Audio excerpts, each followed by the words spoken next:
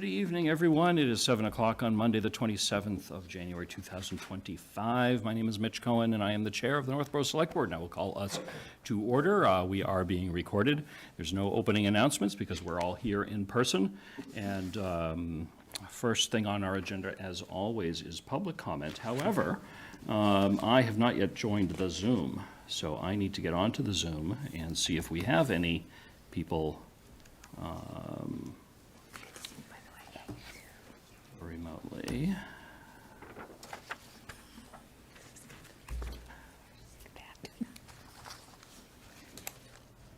This way, I apologize for doing this a little late. Is there anyone in the audience that is here for anything other than the agenda that they wish to comment on? Raise your hand. I'll be happy to recognize you. And if you're remote, we'll do that in just a moment, but I'm going to press some buttons to get me on there.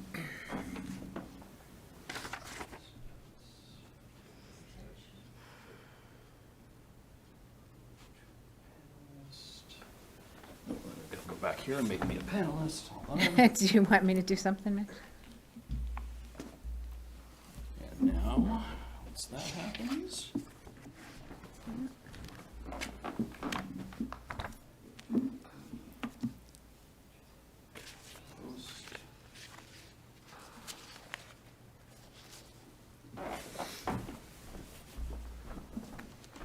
Fun things the chair gets to do. All right, is there anyone remote that wishes to speak under public comment? I'll be happy to recognize you. Going once, going twice. All right, we'll declare public comment is closed. And next up on our agenda, we have some meeting minutes of the 13th of January, 2025. I am very excited that we're staying up to date with our meeting minutes. I think it was Julianne and Lisa sent in some comments for amendments for the meeting minutes to Linda earlier today, and they are before us, printed copy. They were also emailed out to everyone. Just some minor changes and typos sorted out. I certainly don't see any concerns. If there is somebody would like to make a motion or has anything else to say on those meeting minutes? Well, I'd be happy to make the motion. Okay. I move the board vote to approve the meeting minutes from January 13th, 2025 as amended. Second. Okay, and those amendments are time-stamped January 27th, 2025 at 3:15 p.m. Motion made by Julianne, seconded by Mike. Any discussion, comments, anything else? All those in favor? Can I abstain just because I hadn't had a chance to? I'm so sorry, I wasn't online today. Yep. But yeah, I'm going to abstain, but thank you. Absolutely. Okay, so four in favor, one abstention? Thank you. Motion carries. Thank you very much. All right, next up, we have a public hearing. I will open the public hearing to consider an application for a new general on-premises wine and malt beverage license as submitted by Tugas Farm LLC for premises located at 234 Ball Street. Applicants, why don't you come forward? We'll start by two of you introducing yourselves. Give us a quick summary of what you're looking to do. I know we anticipated this from discussions last summer, and then we'll go over some of the procedural stuff, and then we'll seek anyone who wishes to speak on the application. Hello, I'm Andre Tugas from Tugas Family Farm, second generation farmer. I live at 112 Ball Street. And I am Carrie Ward. I'm one of the managers on the farm, and we are seeking our general premise liquor license. In the past, we've had a series of special day permits, but we are trying to take the next step and just go with the state-approved license. Great. So this would allow you to serve wine and beer essentially at any time, as opposed to getting the single-day licenses that you've had in the past. Correct, yes. Before, we just had weekend-only special permits, a series of rain dates and whatnot, so we're just hoping to add this to our business. Great. Are there any questions from the board? Laura? So first of all, I really appreciate the farm and all that you guys are doing to remain relevant in the community. And I want nothing but your success and to thrive. So first of all, thanks for all you're doing, and I appreciate that. I saw the hours that were proposed. Can you remind me what the current hours are and how different this will be compared to what your current hours are? Sure. The hours I believe I put was 11 to 8. For the most part, we are open until 5 o'clock-ish. We have been trying to do extended ice cream hours on Fridays and Saturdays. So those would potentially be the 2 days where we were looking to maybe serve later. I was trying to, in the application, kind of do the widest range of hours and the buildings and facilities, just so that if approval, we'd be kind of covered without. Without having to come back again for. Yeah. So those were the hours that I put mostly just for that Friday and Saturday, but for the most part, we were serving 11 to 4-ish at that was for the majority, but that 8 o'clock hours would cover us if we did that extended ice cream hours on Fridays and Saturdays. And then with the special events that you've been doing, how has the traffic been? Has there been a significant impact from traffic perspectives? No, it's been no different than the regular pick your own traffic. Which is a lot.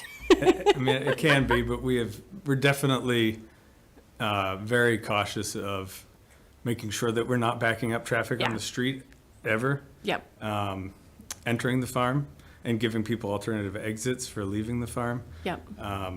But I don't think this would ever affect the amount of traffic on the streets. It's just, it's catering to the customers that are already on the Yeah. farm. Yeah, and then we did have, 2 years ago, unfortunately, we did have entire crop losses of our cherries and peaches. So by having the special permits and licenses, it enabled us to kind of put together some events to still try to draw people into the farm, even if we didn't have the crops per se.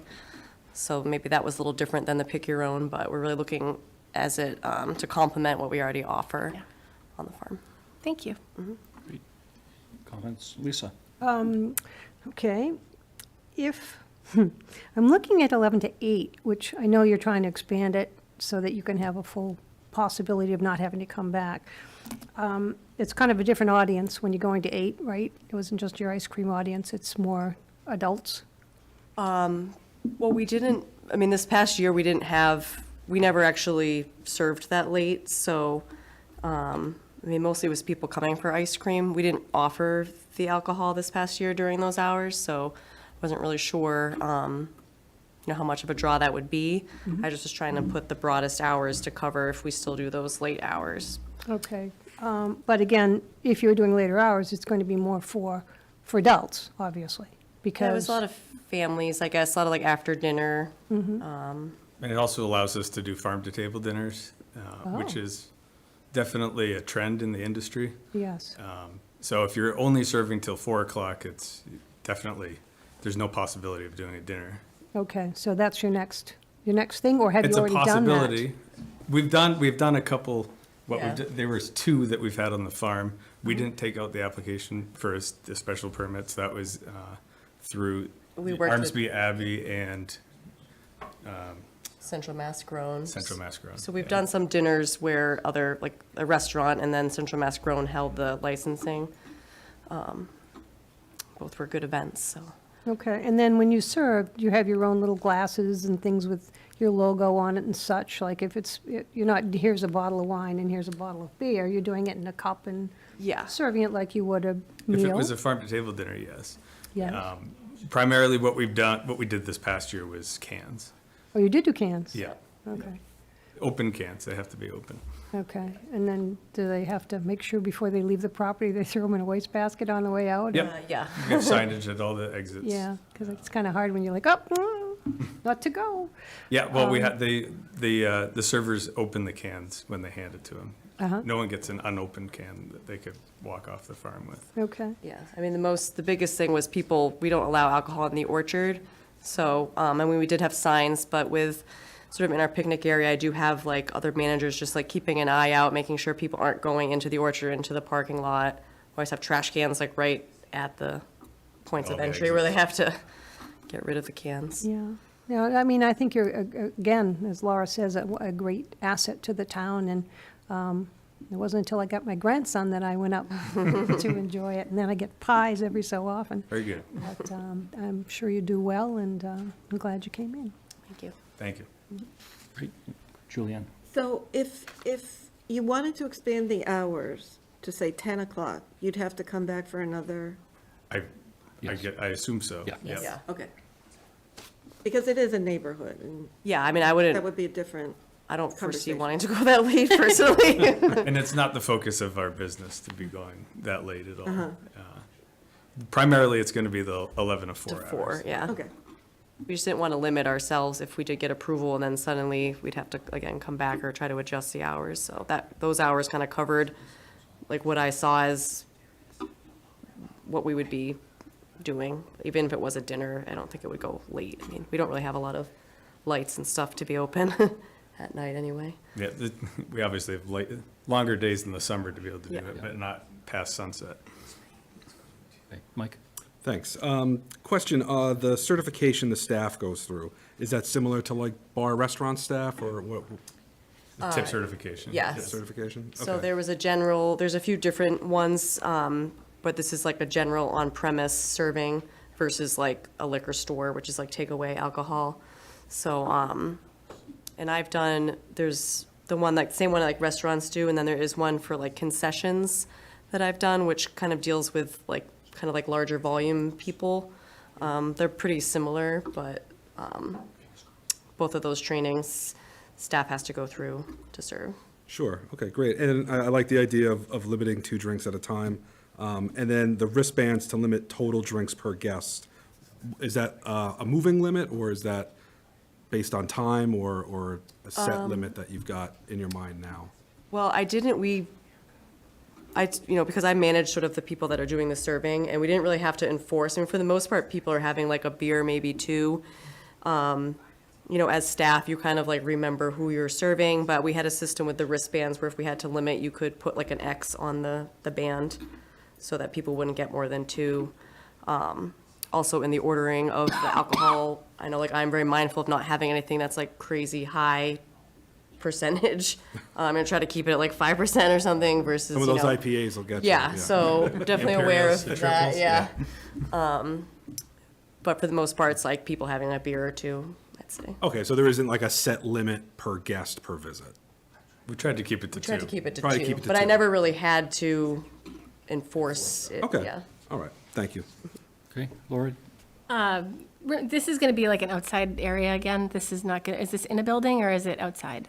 Outside. Okay, so it's only going to be during the warmer months. Yeah. And will people have to get food along with the drinks, or is there, like, what's the food? We have food available for people. Okay. I mean, I remember during COVID that the state mandated that everyone got, I didn't know what to, Yeah, you Yeah. had to. like at Ward Hill, you'd have to buy a bag of chips. And okay. so, I mean, that wasn't a consideration that we had. Just to make sure, like, people are eating enough Yeah. for that. I mean, they are meal. on the farm eating apples. Fair enough. Eating pies, eating crisps, so. And then just my experience with like being in the building selling, like most people aren't just buying like a drink, like most people are buying food.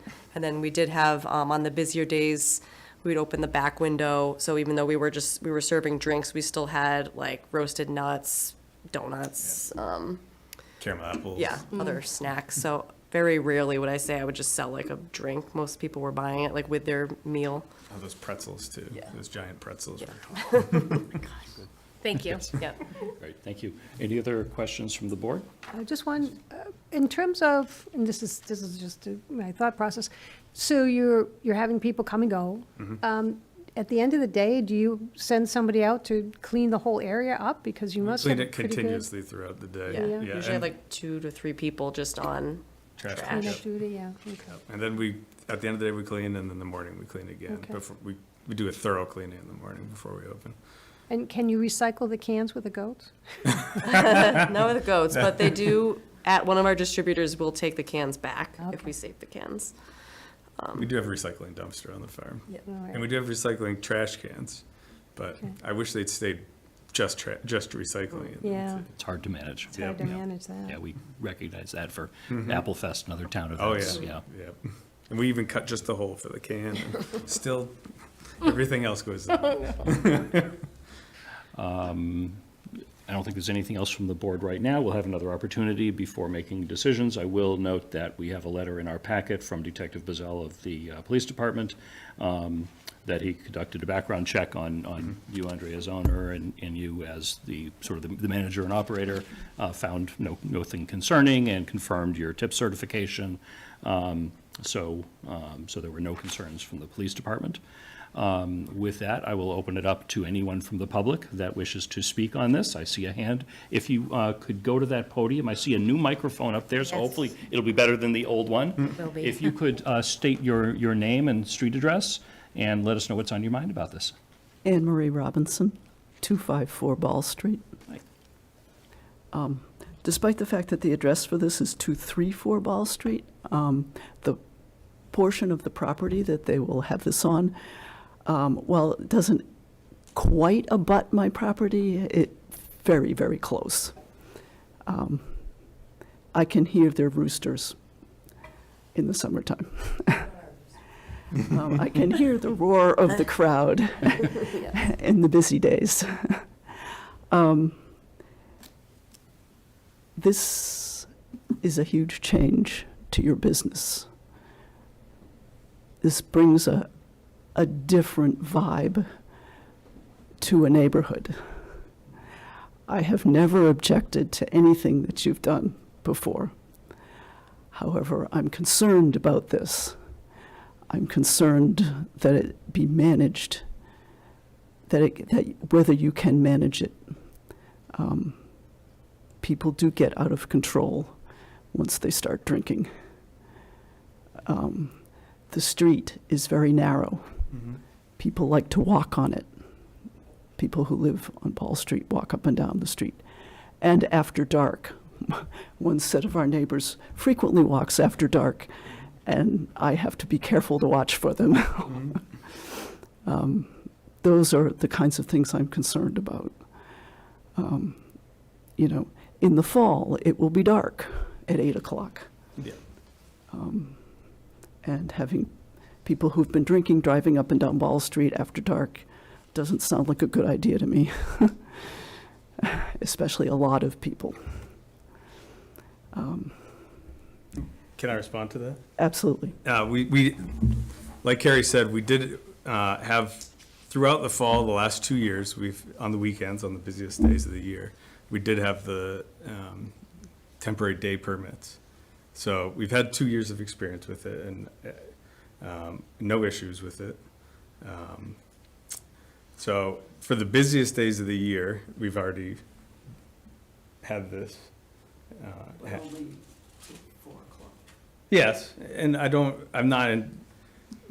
we're not planning on being open till 8 o'clock for serving alcohol. It's only that we can have a farm-to-table dinner or maybe serve when we're open in the summertime for the ice cream hours on the weekends. We didn't want to have to come back to the board, to the selectmen, to change the license. So we're primarily focusing on the 11 to 4 hours that we've been doing the last couple of years. Yeah, and then when we did the extended hours, it was just in the summer, so it wasn't, we did it until Labor Day weekend. Right? Yep. Yeah, so it was really like June, July, August that we did the late ice cream hours.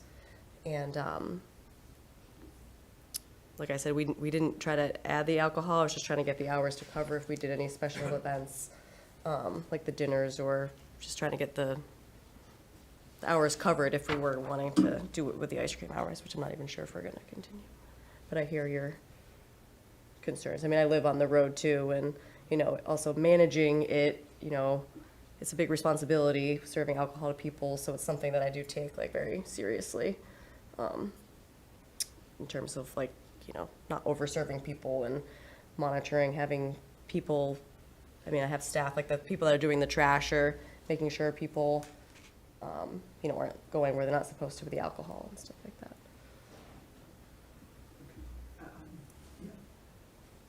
I don't want to have to be. And Marie, I'm sorry to interrupt. I'll ask you to just speak into the microphone. I am Yeah, fine having I- a brief dialogue, but I just want to make sure that the public can see this since this is a public hearing. Yeah, I don't want to be put in the position where I feel like I have to call the police and complain. I agree with that. You know, I just, and I have already been told by somebody on the street that selling one's house next to your farm does not enhance the value of one's home,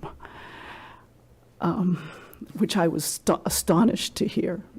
I had not heard anything like that. I'll suggest we limit our discussion to the Yeah, liquor license yeah, permit. but, I can yeah. appreciate where you're coming from, but I Yeah, will keep the topic. I on now track. have a bar almost next door to my house. I will now have a bar almost next door to my house.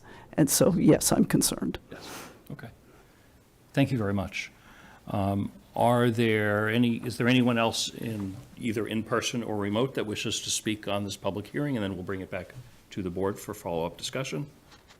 I don't see anyone else at all in person that would speak to this. I don't see any hands up in the audience. Board members, any follow-up? Lisa? Just to talking about that, have you ever had a police detail in the summertime?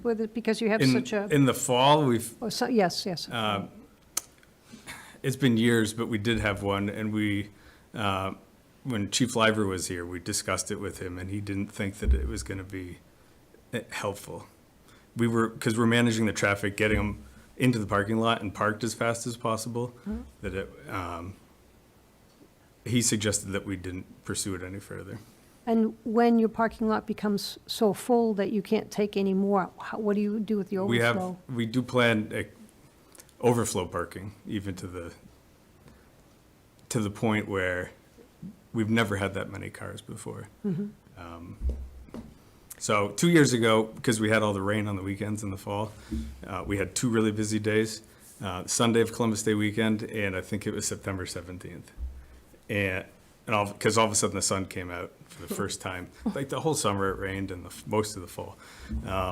And we had expansion to the north of our parking lot that had been planted into pumpkins, and then we had seeded it with ryegrass for the fall and the winter, and we were able to park cars there. Okay, So we've never completely filled the parking lot. all right. And I do regulate the advertising through Google Ads to, if we see a situation like that arising, turn off the ads, turn off TV ads, so that we're not overwhelmed with customers. Right. Well, in this case, too, you're going to have a new product, and a farm-to-table is a wonderful product to offer. So that's going to change a little bit because you're going to have more, But yeah, the farm to table offer? would be in the summertime, if we were to decide to do it, not when there's a crowd. okay. An evening activity when it's not crowded. all right. Like after hours of Yes, picking. yeah. Or if we, like the year we didn't have the crops, it was, like, we just kind of created events, and we did like a pumpkin fest and a donut festival. So, I don't know what I'm trying to say there. Yeah, so in 23, we had a freeze where we went from 50-degree weather in February to minus 14 on February 14th, and that killed the flowers for the peaches and cherries that year. And so for the first 35 years, from 1981 when my parents came here until 2017, so it's 37 years, we had never lost a peach crop. And then 2017, we lost the peach crop and the cherry crop. And then in 2023, we lost the peach and cherry crop. So the weather is definitely affecting us more going forward in the future. So we're just hoping to give people another reason to come to the farm. Okay, thank you. Laura? I definitely appreciate your comments, Anne Marie, and where you're coming from. I also recognize how important it is to diversify what you're doing. I don't see this as a bar. I see this more as an orchard looking for ways to enhance what they're doing. And I hope, you're both local, you've grown up here. I think you're going to take as much of a vested interest in keeping the streets safe. And if there are problems, we're going to have to figure out ways to do it, but we haven't had problems with this in the past. And I feel like the risk of losing our farms if we don't find ways to help them remain profitable, that land's going to turn into something different. So I understand where you're coming from, and I appreciate that. It's just trying to help, given all of the crop failures and the changes in weather and the unpredictability of it and the expense of running it. I want to acknowledge that on both sides. So I'm trying to explain this on the fly. I'm sorry it's not clear, but I just want you to understand, when we're looking at ways to support the community overall, I know that the Tugas family is going to look to keep this because they want to keep the farm successful. And it's going to be as much in their interest to not have problems as it is in ours. So, but I appreciate your comments. So, thank you. Question, thinking about sunset, sometimes it's well after 8 p.m., sometimes it's well before. Do you ever foresee serving alcohol after sunset? How about those dinners that you have? I'm trying to think if there's a way we can find a way to address Anne Marie's concern by tying it more to sunset, if that's even an option. I mean, even in the past when we did the dinners, it was like more of like a I feel like we were done by 8 anyway. By dusk. By dusk. By dusk, okay. A lot of times it was, like we did a dinner in the orchard. We had one event where people like walked around, like they went to the peach orchard and they got like a peach drink and a peach thing to eat, but it wasn't, that was before dark. Yeah. Would we have an option, if you know the answer, of qualifying the motion to say that serving must stop by sunset? Whether that is, whether we I can. might have to check with the Right, state. okay, They might look for a time. yeah, And I wasn't sure if You it had to could- be different days. You like- could certainly do it as a condition of the license, okay, if you wanted to do that. Yeah. That we could add it to the license. okay. But So we'd still list 8 p.m. The application So- that goes to the state would have to have Right, time. but sort Yeah. of it would be 8 p.m. or earlier if sunset is earlier. I don't see any problem with that. Okay, does that partially address some of your concerns? If we made sure, because sunset, it's still a little bit light for, another 20 minutes, 30 minutes after sunset. Yeah. Yeah. As long as that doesn't constrain your business. I don't see, Yep. I mean, when the days are so short like they are now, we're not open, so Right, where does it right. matter? Yeah, that's, as you get, into the fall, it's earlier and earlier, but if Yep. you're going to be having your events earlier and earlier and they're corresponding with sunset just because Yeah. of the nature of your business, then I think, it doesn't, if it doesn't constrain the business and it offers a level of comfort that even rethinking your business, you wouldn't be able to do that unless you came back and, and justified that need, then maybe that's a way to do it. Okay. How does the board feel about that? I agree. Okay. I like the ability to find ways that we're going to make the neighborhood feel safe and also help support the business. So thank you for your comments, Anne Marie, to help find a better spot for that. Mike, did you have your hand up at some point? or- No, I think I'm good, yeah. Okay. Again, this is still a public hearing. If anyone wishes to speak on this, I will entertain you. If not, we will, I think, entertain a motion to close the public hearing. I move the board vote to close the public hearing. Second, Motion made by Mike, seconded by Julianne. Any discussion? All those in favor say aye. Aye. Aye. Okay, unanimous. Public hearing is closed. Any further board deliberations? Any further questions for the applicant? Okay. We have a motion in our packet here. I think based on discussion, we can amend to that something like subject to agreement that no alcohol will be served after sunset. Yep, Sound yep, good? that's perfect. Okay. Would someone like to make that motion? Yes, Mr. Chairman. I move the board vote to approve the application for a new wine and malt general on-premise license as amended. I think you can read the motion as is and then add, subject to agreement that. Okay. As submitted by Tugas Family Farm LLC for premises located at 234 Ball Street, with the condition that the licensee receive satisfactory inspections by the building, fire, and health departments, and subject to the agreement that no alcohol be served after sunset. Is there a second? Second. Okay, motion made by Julianne, seconded by Laura. Any other discussion? All those in favor? Say aye. Aye. Okay, I see that as unanimous in favor. Thank you very, very much. Congratulations. Good luck. Thank you. Not that we don't mind seeing you every summer for the individual events, but no, we don't have to do that. Let us know how things go, and the same to you. Let us know if there are any concerns that you see as a neighbor, or anything else. Obviously, call the police if there's something urgent, but feel free to send us a letter or an email to keep an eye on things. I really don't anticipate a problem, but Yep. once one gets a liquor license, if the business were ever sold, or who's with it, and then you don't have agreement the same ways. I'm not going anywhere.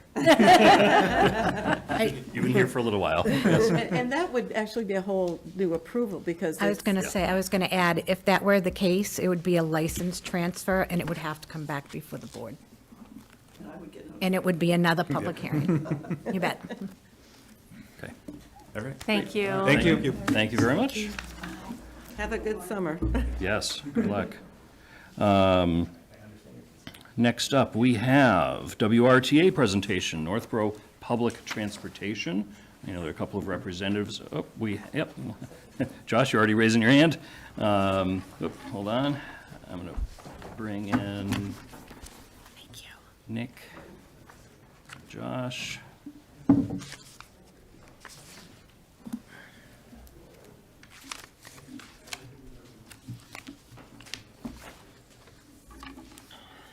Turn on your cameras if you'd like. Excellent. Can you hear us? We can. Good evening. Can you hear us? We can hear both of you. Excellent. So thank you very, very much. So as the board is aware, WRTA, through one of your consultants, had an event in town back a few months ago. Some of us were there at that event, and then there were some follow-up meetings and Zoom presentations. I participated in a couple of those. And then at our last meeting, it was brought up, hey, what's the status of this? What's going to happen and when and everything like that. So I really do appreciate you coming together and updating your presentation for us tonight and giving us a little rundown. So we have hard copies of it. The public has seen the earlier version that went into our meeting packet. If you would like to share your screen and walk us through that briefly, that would be fantastic. Well, And then thank you so I'm much. sure I'm ask gonna some kick us questions off at the and, end. Yeah. turn it over to Nick. So good evening, and thank you so much for inviting us to tonight's meeting. My name's Josh Rickman. I'm the administrator of WRTA. I've been at the authority about a year and a half now. In the past 6 months, the WRTA has been working with the town of Northborough as well as Shrewsbury and Westborough on a transportation study. So this is a study that we have coined as a connecting community study. And these studies really focus on ways to improve transportation options for WRTA member communities. I'm very hopeful as the administrator, this is the first of many of these studies to improve transportation options for WRTA member communities. Spearheading this effort is Nick Burnham, who is the WRTA's Director of Operations and Planning. Nick, as you shared, has created a presentation tonight, and I'll be handing over to him. So thank you so much. All right, good evening, everyone. Thank you for having me. I'm going to share my screen. Can you confirm that you can see the PowerPoint? We do.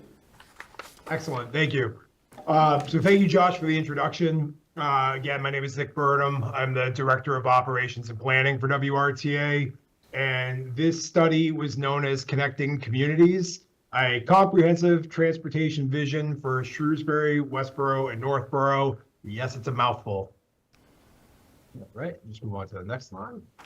So just a little bit about the project. The website is here at the rta.com/the extra mile. That's what we're branding the overall contract that we have between WRTA and Nelson Nygaard, who is the planning consultant that we hired to conduct this work. The final document was released today.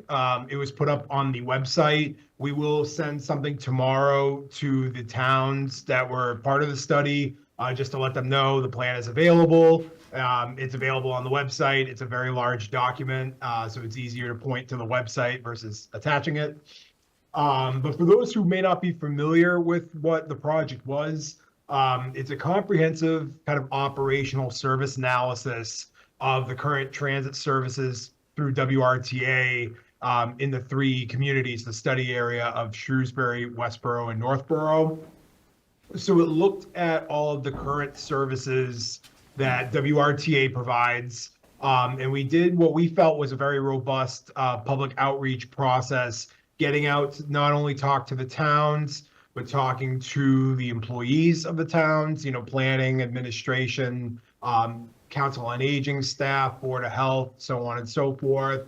And we had asked Nelson Nygaard to not only do workshops kind of with the communities, the employees, but actual within the community as well, to hear from the public, to hear from the residents who are using those services, or also a marketing attempt too, to make our services a little bit more known for people who may not know what WRTA has to offer in those towns currently. And we also did a public meeting for MBTA users as well to get their feedback, because somebody may not live in Northborough directly or Westboro directly, but come through the community in order to get to either the Westboro or Southborough MBTA stations. So the overall goal of the project was to develop a service plan for future services that incorporates what we heard from the communities, what the needs are as identified by the communities, the feedback that we collected along the way throughout the public process. And I'll talk a little bit further about it. It was a kind of a three-phased recommendation approach: short, medium, and long term. So the first phase we're calling kind of the short-term recommendations are what we call relatively cost neutral in terms of what could we do today with our current limitations. We don't have extra buses, don't have extra drivers to just throw out onto the street in 6 months' time. So I'll talk about that another slide or two. So the overall plan has a detailed market and service analyses. So going in through it, there's an analysis on the overall market of the communities, really what the population, employment densities are, transit demand in terms of kind of taking what was learned from that market analysis and applying it to, industry standards for providing public transit. Then a transit propensity index. So this takes what was the results from the first two and then adds in other socio-demographic information from the US Census regarding those who are below the federal poverty level, zero-car households, households in which there is a member with a disability, limited English proficiency, and then an overall travel flow analysis of the area based off cellular data. I believe it was from over a 2-month period that was used in the plan of cell phone, pinging throughout the Shrewsbury, Northborough, Westboro area. The plan also reviewed, again, our existing services. So what we call fixed route or a large bus. We have routes 12 and 15. Neither one do come into Northborough. Both are Worcester to Shrewsbury and reverse. The on-demand microtransit service, which right now we call via WRTA, that is primarily Shrewsbury and Westboro, though Northborough Crossing and the Amazon facility in Northborough are in the current zone. And then what we call paratransit, or others know as our van service, we do have a contract with the Shrewsbury Council on Aging, and we do have a contract with the Northborough Council on Aging to provide services to those who are 60 and over, or to those who have a disability regardless of their age. So kind of just drilling this down for Northborough as part of the plan, the transit composite demand showed that the community would be best supported by what we call demand response or on-demand type of service. A lot of the kind of market analysis and transit demand didn't reach the threshold for, fixed route bus service necessarily today. The transit propensity index does score for Northborough a little on the lower end, but slightly higher in the center of town, which makes sense given that, there's a housing authority property, I believe, next to your library, and a couple of, again, town center makes more sense to be higher on that scale because of the higher densities and so on and so forth. And probably of no surprise to Northborough, but the southern portion of the town rated the most on the travel flow analysis due to the significant number of local trips coming in and out of Northborough Crossing. From the travel flow analysis that Nelson Nygaard had provided, I believe it was an average of just under 800 car trips a day kind of generating in and out of Northborough Crossing. That probably goes up on weekends due to the demand, but that's what that analysis had found from there. So then the last part of the plan is getting into service recommendations. So as I had said before, the recommendations are designed into 3 stages: short, medium, and long-term. So sometimes when you hear that short-term, medium, long-term, you think, oh, okay, 1-year plan, 3-year plan, 5-year plan. But for this, we decided not to attach years to it because in all honesty, it's completely dependent on funding. It's completely dependent on increased funding for us to hire drivers, to increase service, and also we have to purchase buses. It's not that we keep, the Federal Transit Administration has strict rules on what they call a spare ratio. We just can't buy 50 buses, use 20 or 25, and keep the rest of them, at our disposal. It's a very tight window, if you would. So the medium and long-term recommendations, which I'll talk about on the next slide, those are more heavily dependent on increased funding. But the short-term recommendations are similar to what the existing services are with a kind of a minor tweak. So really the biggest change from the Nelson Nygaard recommendations was focused on redesigning the current microtransit service area, or currently via WRTA, to incorporate a larger portion of Northborough. Because I had said earlier, the current service area for VIA is really limited towards Northborough Crossing and Amazon up off Bartlett Street. It doesn't incorporate really any other section of Route 20 or towards the town center. It's just those kind of specific locations determined a couple of years back when the service had started. So I'll discuss that in the next slide as well. So this is just kind of a screenshot from the plan of where each recommendation went between the short term, medium term, and long term. So for Northborough specifically, the medium term recommendation was to extend the current Route 15 bus, which ends at Shrewsbury Crossing in the center of town, to extend that out to Northborough Crossing. And then the short-term recommendations, including Northborough, for what is currently via WRTA, to kind of divide the current zone into 2, one for Shrewsbury and one for Northborough Westborough, that I'll show you on the next slide. And then for the Councils on Aging service, there were no changes at this time recommended. So you may be familiar that Northborough, we have a little bit of a unique arrangement for our paratransit in Northborough, as Northborough provides through the Council on Aging service to Westborough and Boylston 2 days a week for out-of-town medical. This goes back to when the Assabet Valley COA existed, almost 15, 20 years ago. So right now, Northborough is providing that on, on behalf of WRTA to those towns on a very limited basis. So I know this is really tough to see. We'll have the map link available on the project website. So I apologize, it's very tough to kind of see over a presentation. But right now, the current VIA zone is incorporated here with the Northborough Crossing and Walmart in this section, larger section of Shrewsbury. What we're proposing and what came from the plan was to kind of split the zone due to the amount of vehicles that's needed, and honestly, based on the demand as well. With the current VIA service, we're seeing a lot of Shrewsbury trips staying to Shrewsbury or to Northborough Crossing, and a lot of Westborough trips staying within Westborough. So the thought was to split into two zones in order to make the service a little bit more efficient. But in order to do that, this Westborough-Northborough zone would incorporate much of Route 20 and much of the center of town.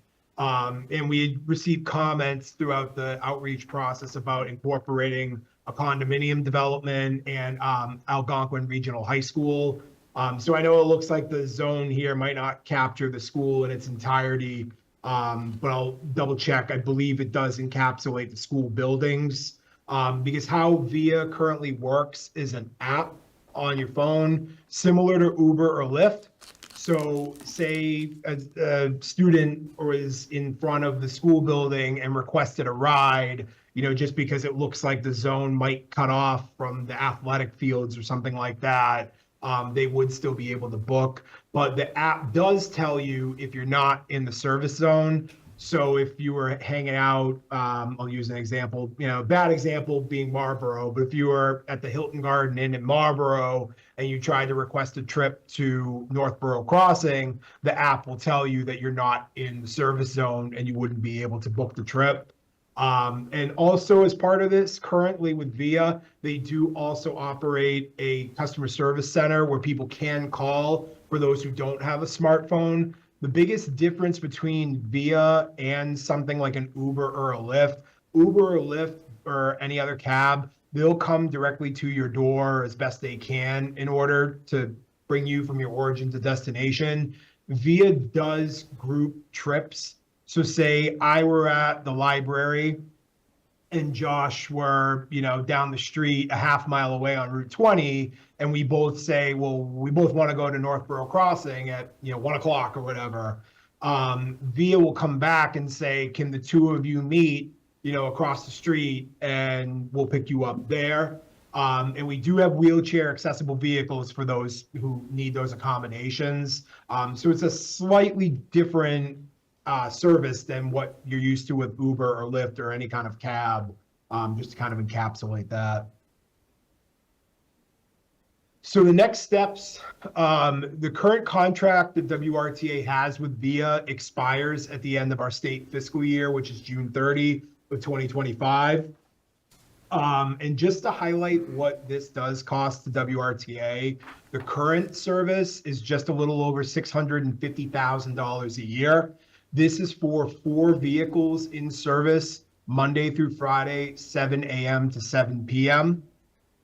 So currently, WRTA was very fortunate to receive a federal grant through the Central Mass Metropolitan Planning Organization, or the CMMPO. So 80% of the total cost is reimbursed through a federal grant, but that grant is likely to be fully expended sometime in state fiscal year 2027. So with the remaining 20%, or what's known as the local match, right, that comes from WRTA's operating budget currently, and member communities are assessed annually. And on the town's cherry sheet, which is done by the Division of Local Services at the state level, there is a line item for regional transit. So if you were to look at Northborough's assessments, you would see a line item for regional transit where the local assessment not only takes in, so in this situation, VIA is not factored in, because Northborough is technically not a member community of VIA. It is just Shrewsbury and Westboro, but Northborough is assessed for trips that are provided by the Council on Aging. So that's where that 20% comes in. But one other thing to add is that each member community in this study area has what's known as an MBTA assessment. So that is also located on your town's cherry sheet as a distinct line item that says MBTA. And there's funding available there that could potentially be used for partially funding any new service. I apologize, I don't have the Northborough number off the top of my head, but basically, if we were to add the Shrewsbury, Northborough, and Westboro MBTA assessment, it certainly wouldn't get to $650,000 a year. But between the three and what the new microtransit service would look like, there's a potential for those MBTA assessment funds to be used. So our next steps is, again, our contract with VIA does expire at the end of June, but we will, because we're using federal dollars, we have to issue a procurement for a new microtransit service operator. Right now, we have that procurement slated to go out at the beginning of March. Because this operation is what's called turnkey, and some of our peers have gone through more recent procurements of this service, we don't anticipate that there will be a lack of potential bidders, if you would. But with that procurement, we would have an implementation date of July 1st to ensure continuity of service. But what we will incorporate into that new procurement is the recommendation from this plan to split what we call our current microtransit zone into the two zones, one being that Shrewsbury Northborough crossing, the other being the Westboro Northborough zone. So thank you for your time. I will stop sharing, and if you have any questions, through the chair, please. Great, thank you very much. I just want to make mention that the FY26 preliminary cherry sheet shows the MBTA assessment at 92,000 and change. Current FY25 is 89,000 and change. And that is currently, I think, just assessed and just goes back into the ether. But the hope is that we'd be able to then apply that to this. Just on a financial question, as much advance notice as far as those financial details are going to be critical, that if we need to anticipate budgeting anything that isn't already in the mix, we need to know that before anything happens. It sounds like, because you've got money and you've got this grant in through sometime next year, correct? Yeah, so based on what we know of current costs of what the service has cost us the past 4 years, when we go to reprocure, we're not asking any potential vendor to go above and beyond the current service offering. So it'd be that relative 12 hours a day, Monday through Friday. So if we were to assume a new vendor comes on based on, some cost escalators, we feel comfortable that the grant funding will last us through state fiscal year 2026, but state fiscal year 2027, I can say confidently, would not be covered 100% by that grant. Right. And I don't remember if you mentioned it, the cost to the rider per ride, I think is $2 fixed per ride, correct? Correct. Yep, I did not mention that. Thank you for catching that. Yes, it's $2 per trip. Right, which is for the vast majority of rides a lot cheaper than Uber or Lyft. And do you think that might change once you go out to bid? Or are you bidding with that condition, or you're going to have to wait and see what bids come back? So that's not something we've identified today, but it's certainly something we do have to incorporate in the future procurement. Okay, perfect. With that, I'd love to open it up to members of the board for questions. Julianne. Okay, I'll start. So on the project background slide, the cost, if you could, it says relatively cost neutral, first phase. So, I guess what I'm really getting at is, can you simplify what the cost to the town will be? Either immediately, or if in the second phase or third phase? So Nick, I'll take this one. So we have a grant right now through state fiscal year 26. So that means that next year, July 1 through June 30 of 2026, there really shouldn't be any big change in what you've kind of seen. There could be, when they put new bids in, there could be some cost escalators, but again, there's still some funding remaining inside that grant. Once we have the bids in, we'll understand the costs for kind of year 2, year 3, and beyond. And at that point in time, we'll be in a better place to, okay, here's what we're seeing. Here's kind of where the financials are going.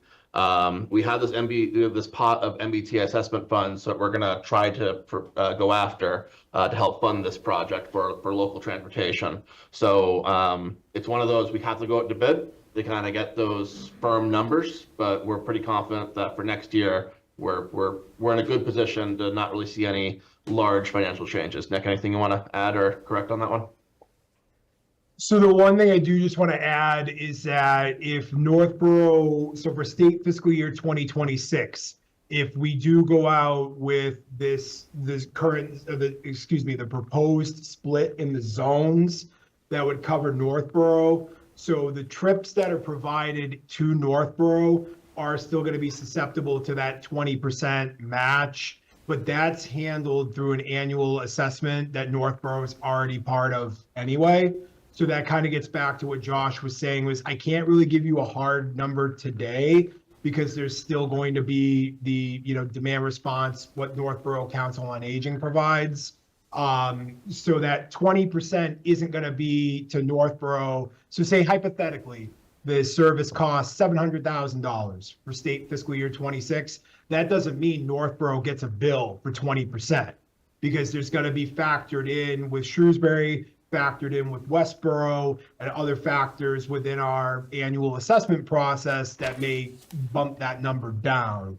But in terms of kind of hard and fast dollars, I don't have anything for you on that tonight. It sounds like you're going out to bid in March? Is that what I remember? Correct. Okay.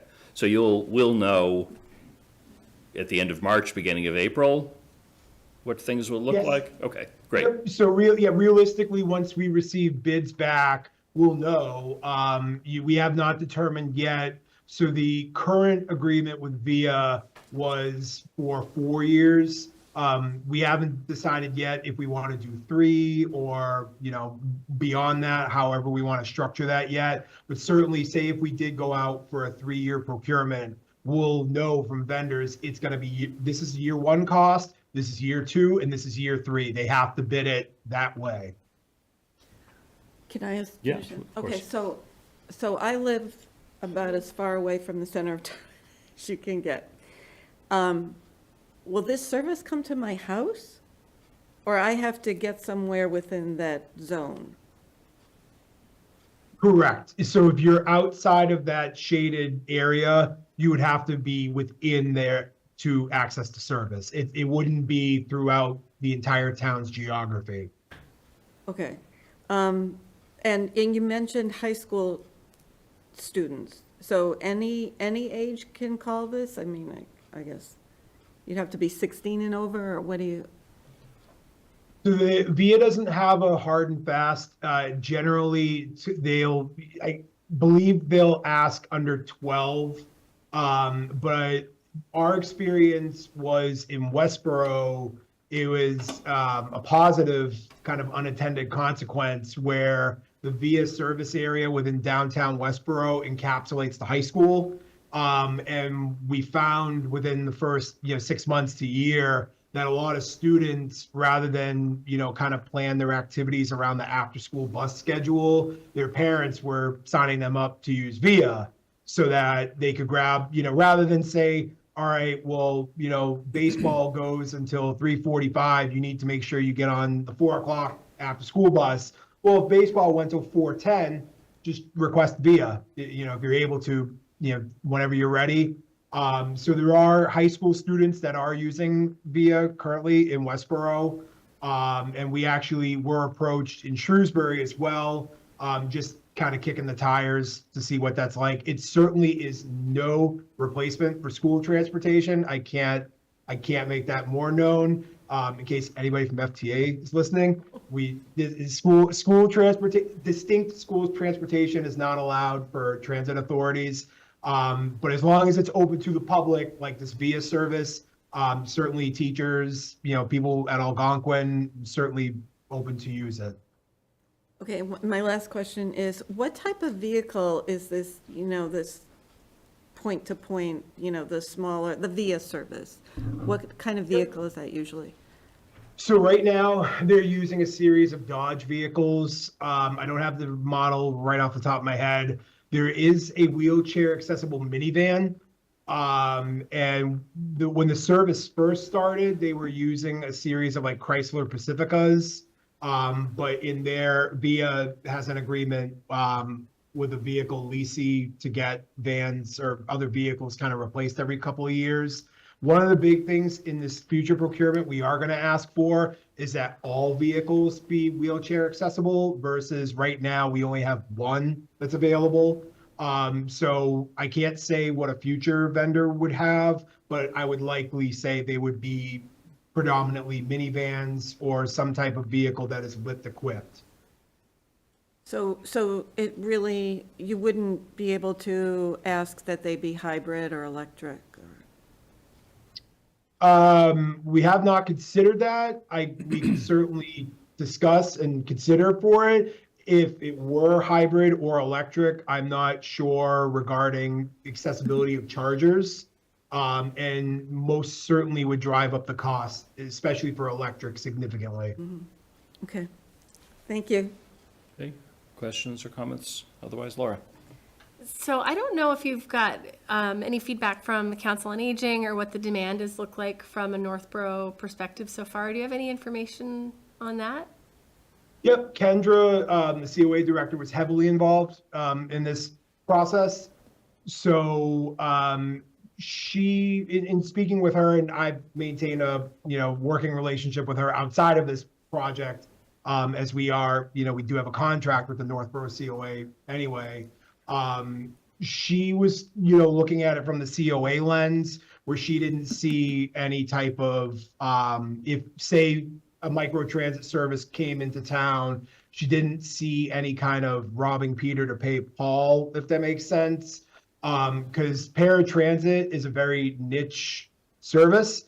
It's for people, again, those 60 and over, or anybody with a disability, regardless of age. I don't have the Northborough stats right in front of me, but I'd be sure to say that probably 75% to 80% of Northborough paratransit trips are to medical facilities, and they're for medical facilities for a reason. So I definitely don't see any microtransit growth coming in and taking away. It's certainly not going to replace people going to dialysis at UMass or things of that nature. I'm so sorry. I think I'm confused. So are people still going to be able, number one, you've raised another question. Are people that need to go to medical appointments, are they still going to be in the service areas that will be able to get to their medical appointments the way that they're currently using VIA for? I think I can answer that question. I think you said earlier that the senior center van program is not changing at all, correct? Correct. Nope. Yep. That will stay completely as is. So will this be a new service for Northborough, or is this going to be replacing VIA? So what we're proposing, so I apologize, I know it is a little confusing. I can't say VIA past June 2025 because that's when our contract ends. But we are going out to procurement this spring with the mindset of expanding the current microtransit area to be a new service in Northborough. So right now, we have no historic data of what usage has been because this will be new. We do have some, because the service area today does encapsulate Northborough Crossing, Walmart, and the Amazon facility on Bartlett Street. So we do have some. We do have some tangential data on what trips are from Northborough. It is heavily Shrewsbury people coming to Northborough or Westborough people getting to Northborough, not so much that Northborough within Northborough. Unless somebody really wanted to take it from Walmart to Wegmans or something like that, they certainly can. But we do have some preliminary information. And based on the service analysis that was done in this plan, kind of identified that, center of town, Route 20 stretch as a great candidate for microtransit, because kind of the population and employment densities didn't necessarily get to the level of, a large-scale bus coming through Northborough every hour. If I remember right from the draft presentation that I attended back in December, that Solomon Pond Mall was also going to be part of the Northborough region. Is that still the case? So that's the plan. It would basically just be a point. So kind of that area where the service zone drops after Algonquin, say, they would just be a point on the map. So you couldn't request the vehicle, say, north of Algonquin High School to Solomon Pond Mall. It would be the service within the service area directly to Solomon Pond Mall. And that was to create a connection with our peers at the Metro West Regional Transit Authority out of Framingham. They offer services to Solomon Pond Mall as Marlboro is in their service area. Yeah. So I mean, one of the benefits of that is someone from Northborough, if they had a Framingham medical appointment or just wanted to go to Framingham in general, they could take this, stop at the Solomon Pond Mall, and then basically switch buses, if you will, switch transportation to that system, or just take it Solomon Pond Mall to go shopping, which is nice. I thought that was creative thinking. As the parent of two teenagers, one of whom is now a driver, the other is too young to be a driver, thank goodness. I can see them using a service like this quite a bit to get around town and take some of the burden off of the older drivers. Well, they would pick up at your house. I mean, if you're within the zone, no, these are vans. Oh, this is the VIA. This is not a bus. Correct. No, this is the VIA. Yes. So a daughter would be able to call a VIA, pick up at home or nearby and say, I want to go to the mall, or I want to go to Northborough Crossing. But they only have $2. they only have a limited place that they can go to, like the mall, Wegmans. No, it's anywhere within the zone, correct? To a friend's house? Yeah. As long as the pickup and destination, it's like an Uber or a Lyft, as they said. Right, but the service area in Northborough. You wouldn't pick me up. Very nice. You're outside of the zone, unfortunately. So, Yeah, so this, and my hope is this will expand to larger amounts of Northborough over time, but I know you did a detailed study as far as where people are and everything else, I mean, it's very, to very. try to get the bulk of people in what Northborough. percent of town is covered? Third? A third, you Is think? it the blue area or the red area? The blue area, the red area is Shrewsbury. Yeah, that's. I have another question. Okay, Laura? So if we agree to this and we are in a 3-year contract and that grant gets withdrawn, are we responsible for that $600,000 or whatever the amount is on an annual basis? No. So the way that this would work is right now that grant is ours. We will be fully executing that grant down to $0, as much as we can. So that's not going away.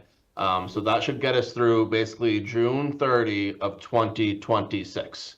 So we really have almost a full budgetary year to have further conversations, have better understanding where the cost would be. Now, let's say the number is 600,000. What we will do from there is we will pursue funds in cooperation with the town or towns on the MBTA assessments. And I think as was shared, it's about $90,000 that the town of Northborough has access to with those MBTA assessment funds. And I can't speak to Shrewsbury or Westborough, but they also have significant funds. So I think that would be step 2. Okay, so we can't offset via the grant, let's offset via the MBTA community assessment funds. And then kind of that remaining amount is where it would be thrown into the assessment process and that 20% match. If we don't find any of that to be successful, we will be, coming back to you all and having a bigger conversation. But no, in terms of saying 600,000 would be all on Northborough, that won't be the case, because this is again a service split between Shrewsbury, Westborough, and Northborough. Mike? I have to kind of, again, to get back those bids, so we have to see where those bids come in, and that's how it allows us to paint that longer-term financial picture. But right now, through June 30th, 26, this is covered. So question, so just to kind of put it perspective for myself, so the amount now for the contract that expires in 2025, the 650,000, that's the cost that's mostly being paid for by a grant to provide the VIA service right now to Westboro, Shrewsbury, and a small portion of Northborough that we're looking to expand to a larger portion of Northborough. Correct. Okay, and that's 4 vehicles, Chrysler Pacificas and a minivan, Monday through Friday, you said 12 hours a day. 7 a.m. to 7 p.m. 7 a.m. to 7 p.m., okay. So, and you said that was a 4-year contract, right, when it was signed with VIA? The one we're in now, correct. Okay, so 4 years, 650,000, so it was like a like $2.6 million contract? The costs were a little less. They've escalated over the years, but the thing that we'll have in our procurement is that we'll know what the defined costs are going into each year. Okay. So say a new vendor bids starting at 650, they can't come to us in year 2 and say, oh, it's going to be 890. Right. That's just not how our federal procurements work. It's outlined upfront. Otherwise, that contract doesn't get signed by WRTA. Okay, and then say, okay, service expands to a larger portion of Northborough. How is it, and right now, a good chunk is covered by a federal grant. Federal money may be a little bit harder to come by in the next few years, say, let's make maybe an assumption there. How is Northborough's portion assessed roughly? Is it, how many people use whatever the rideshare service is? And, okay, like, a lot of people from, Shrewsbury was number 1, Westboro number 2, Northborough number 3, and it's proportional in that way based on total rides? Exactly. That's correct.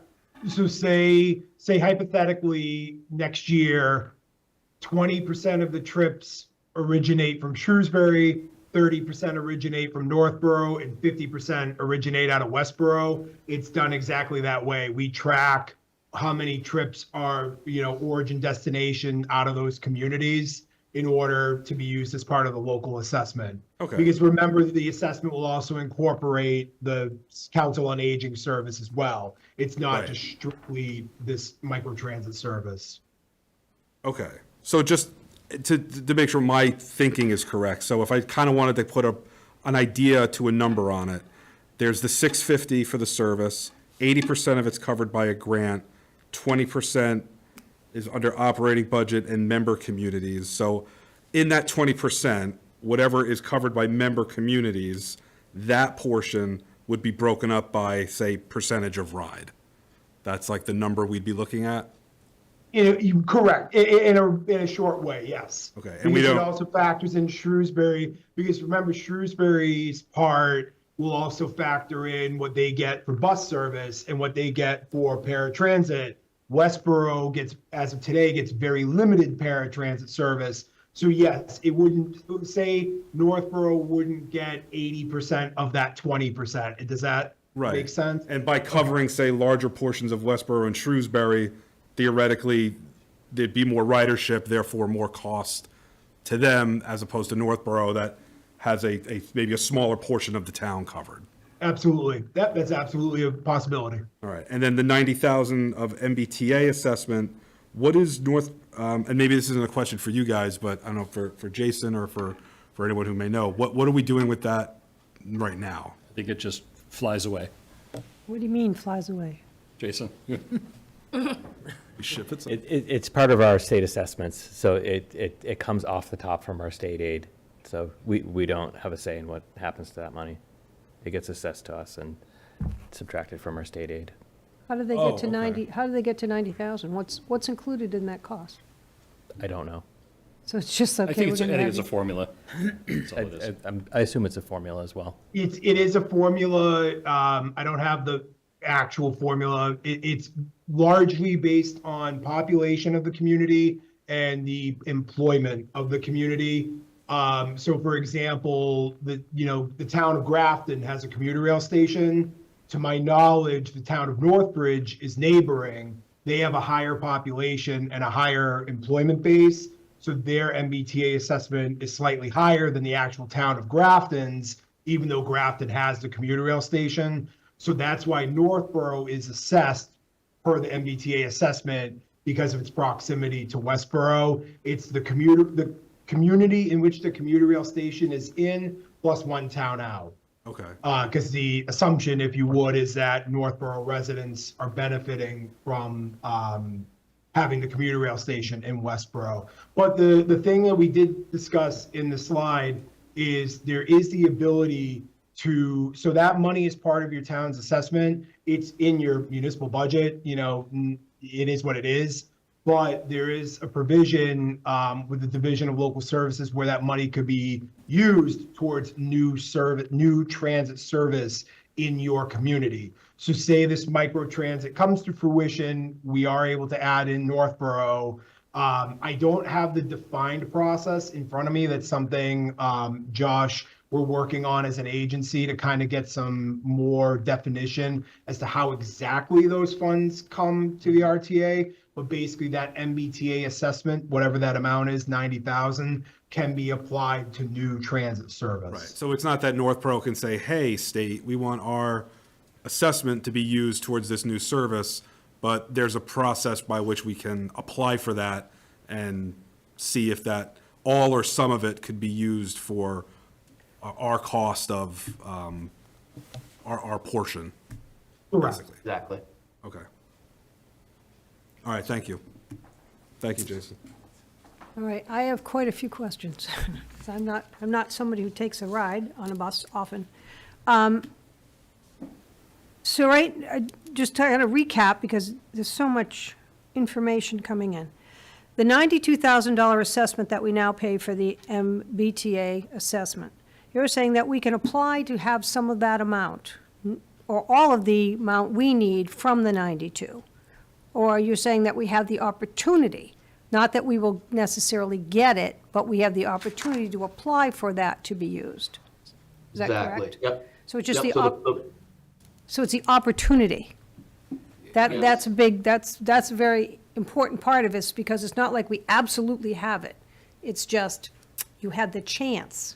I'll give you some color for this. A lot of this started with when Tim McInerney was town administrator. When he was town administrator in Grafton, you're nodding your head because you were probably part of this, is that he said, Grafton is being assessed a ton of money by the MBTA. Let's see if we can get some public transportation in here and use that money instead. And that's what they did in Grafton. So Correct. I think the phone call to you came from Tim that says, hey, can we do the same thing in Northborough? Yep. All right, so that, again, I don't, precedent what I'm saying Yes. is that it isn't an absolute. It is the application that you can make. But I think it's. And I think that's important. Yeah. It's Now, what the- some of the it's- other. It's what the money is for, but yes, there's a process. to All right, it. because then I just want to go back to, then we still have buses that have been supplied to the Council of Aging. I don't know if it's on a contractual basis, if it's signed up for a year, 2 years, 3 years, or 4 years. But there's so many, maybe 5 that we have? We have 3 right now. We have 3 right now. 2. Yep. Oh, Now I'm we have sorry, 2. So, yep, let's talk with the Council on Aging just to answer that question. So it's an annual contract that WRTA provides to the town of Northborough for the Council on Aging. So WRTA owns and maintains the vehicles. And the Northborough Council on Aging, through a monthly reimbursement process, is reimbursed for driver wages, the associated fringe related to that, and fuel. Okay, so they apply to this amount of money for those 3 things, the driver, the fuel, and It's a whatever you said. different pot of money. No, yes, different avenue. There's already a regional transit asset. So there, if you were to look at the cherry sheet for Northborough, there's one line item for that MBTA. It literally says MBTA. And then there's another line item for regional transit. So that today, if you were to pull up, FY23, FY24 cherry sheet for Northborough, the amount you see in that regional transit assessment, that's based on the Northborough Council on Aging. Okay. 27,000. All right, so, and what I've learned, that sometimes you can't get the drivers for these two vehicles. They have And a I'm hard not ti- quite they're- sure. They're having a hard time hiring drivers. Right, Yeah. and this is not short-term, this has been going on for a while. Correct. So, so that's a little bit of a concern. So, and then to go back to, if I were a person who wants to get, to use this, it's not gonna be a bus anymore here, because we don't have enough need for a bus. We're just gonna do a micro, van, or those 4 vehicles that you spoke of. So, in somewhat of an Uber-like, going from point A to point B, it's only going to be able to take you certain places from point A to point B. And it's those places that you have determined, say Route 20 would be one. So if you're downtown and you wanted to get to Wegmans, how would you get how would you get to downtown if you're not living downtown? If you're not living on the route? So it's not a route, it's a large region. And, I mean, large is relative, but this bluish purplish area on the map is the region that this Uber-like service would cover. And it includes Northborough, and it goes into Westborough and parts of Shrewsbury. And anywhere within that, you can go anywhere within that. It's not a predefined route. So that is the area, and you just say, I want to go from this part to that spot. Okay. And you go. In addition to that, they're also covering Solomon Pond Mall as a little blip off in the corner. And that's where the Amazon comes in, part of that corner? And the Amazon is a current blip. Is that correct? So who goes to Amazon? Employees, correct? Yep, correct. Really? Because one whole To our, building's, to our isn't it knowledge, robotics? employees, yes. No, it's, I'm sorry, could you repeat that? I said to our knowledge, they're employees.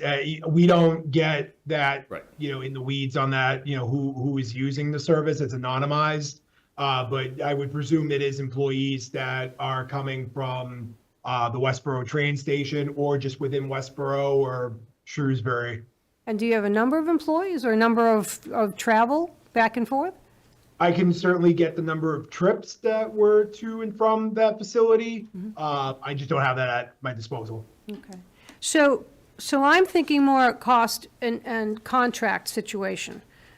We're going to sign a contract based on an unknown, because we're underneath the ceiling of what the other 2 towns have, correct? For travel right now, because you have transit propensity towards the lower end, but it was low, it wasn't even on the scale, from what I understand. For Northborough, I apologize. I'm not exactly sure of the question. the amount of need is far lower than in Northborough than it is in Shrewsbury and Westborough. Correct. Yeah, so the transit propensity index isn't as high, if you would, along majority of Northborough as it would, a section of Route 9, in White City and Shrewsbury and things of that nature. Okay. Because you said it did not meet the threshold. It did not meet the threshold for a large-scale bus like you would see in downtown Worcester. But it did meet the kind of industry standard for providing an on-demand type service. Okay. So back to the contracts and what you're asking us for contracts. Do you expect the towns, I guess all 3 towns, to do a year, a 2-year, a 3-year, a 4-year? What's the term of the contract that we would be stuck to? So the town isn't stuck to the contract. It's WRTA has the contract. Okay.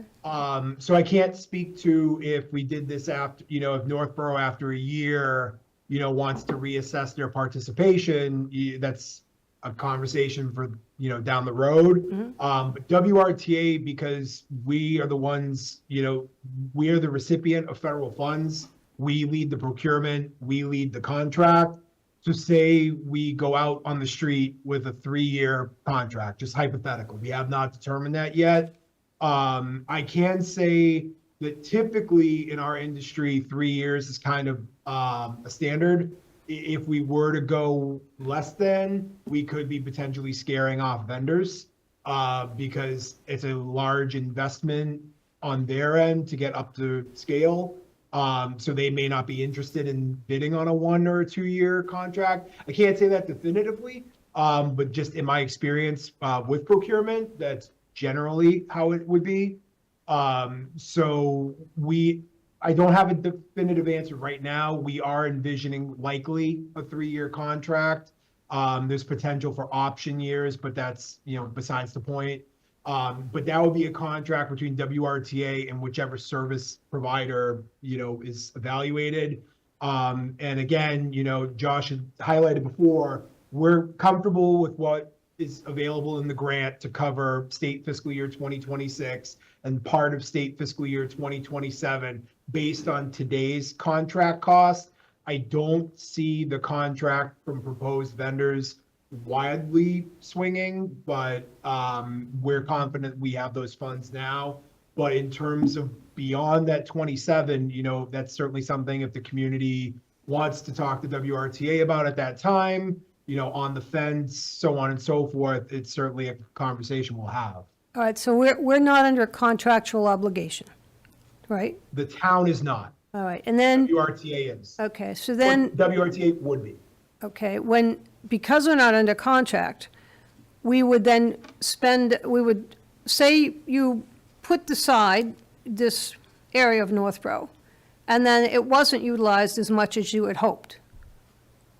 Then you come back and say, okay, we're not making enough for the service that we're offering to you because you're not utilizing it, or vice versa, you're using more than we had anticipated.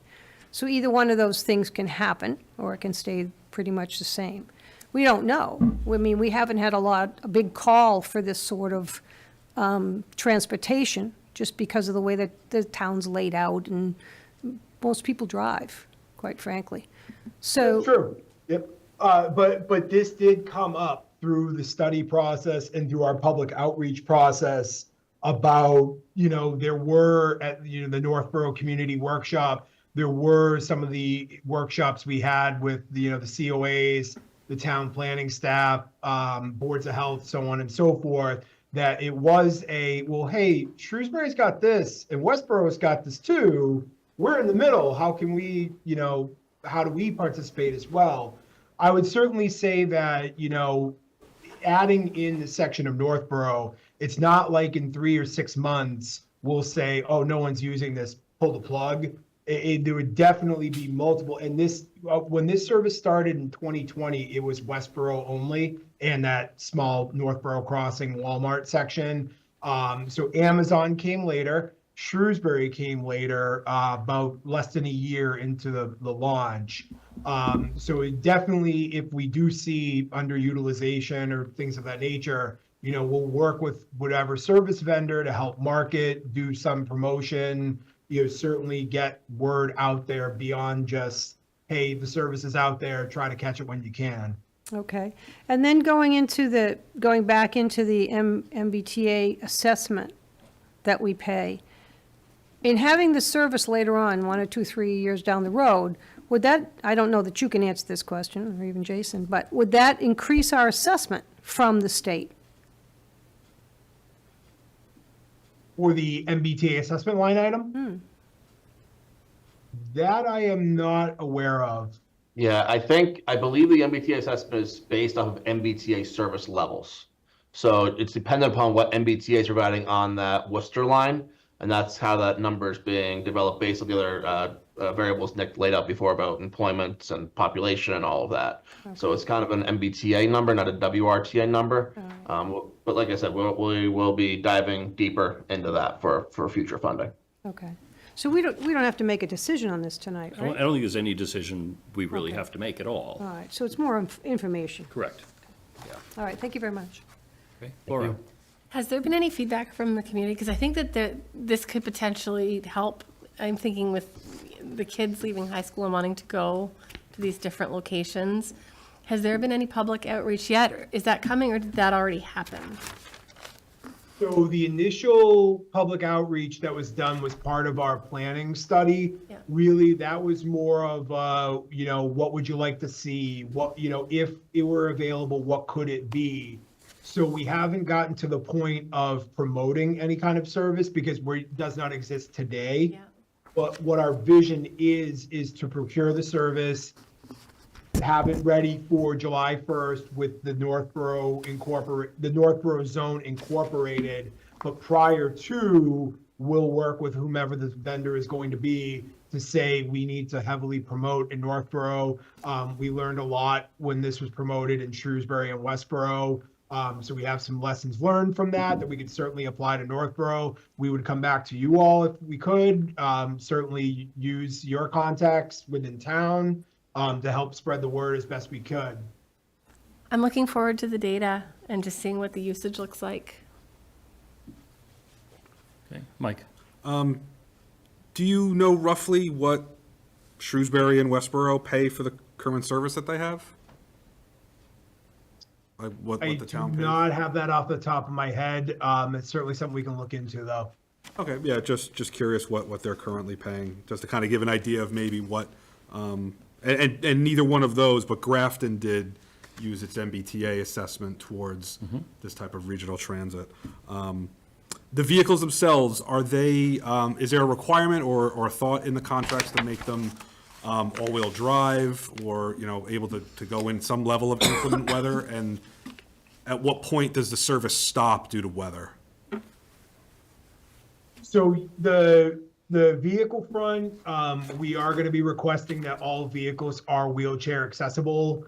I believe the minivan that they are using now is all-wheel drive, but we could certainly look into, making that a requirement. Usually if it's wheelchair accessible, it's quite heavy, so it's probably good in the Likely, yeah. snow, but. I don't want to say 100% just in case someone throws a front-wheel drive van at me. Right. So in my recent memory, I don't recall via coming to us to cancel for inclement weather. We do review our holiday schedule with them annually, as they are willing to provide service on more of the minor federal holidays. Whereas our traditional bus and van service here may operate on like a weekend level schedule. But it's certainly, we do have our own internal kind of severe weather policy. And that's definitely something we could incorporate a microtransit avenue into regarding, if it snows above 6 inches or something like that, VIA will communicate, or whomever, will communicate to WRTA and use their communication channels to get the word out to passengers that, hey, service has to end at 2:00 today or something like that due to inclement weather. Right. Yeah, and I'm not advocating either way. I was just curious if there was. Oh, absolutely. some I direction appreciate the around it. question. And I had one other question, and I'm blanking, so I'm good, I guess. Okay. Thank you. Thanks, Mike. Any other questions? I have a really simple question. So is the bulk of your funding federal money? Correct. Oh, interesting. Yeah, we're recipients of Federal Transit Administration funds. We also do receive state contra assistance funds from operating funds of the state of Massachusetts. We do also receive that. A lot of our federal funds we try to use for capital purposes or planning purposes or study purposes as much as we can. We are allowed to flex over some of that funding for operation needs, but we also do receive funding from the state of Massachusetts and also through the local community assessment process we've kind of detailed today. Thank you. Great. I remembered my last question, Right. so bear with me, please. But thank you, gentlemen, for being available and answering all of our questions as best you can. Just curious, are the drivers through VIA or any possible future contract, are they employees of VIA or are they subcontracted out, sort of like you would with an Uber or a Lyft, where they're not really direct employees, they're treated as subcontractors? Correct. So to my knowledge, the way VIA structures it is similar where they are independent contractors. But they do have to pass background, license checks. And the other thing that I do want to highlight is because we do use federal dollars, any of the operators in the VIA system now have to be part of our drug and alcohol program.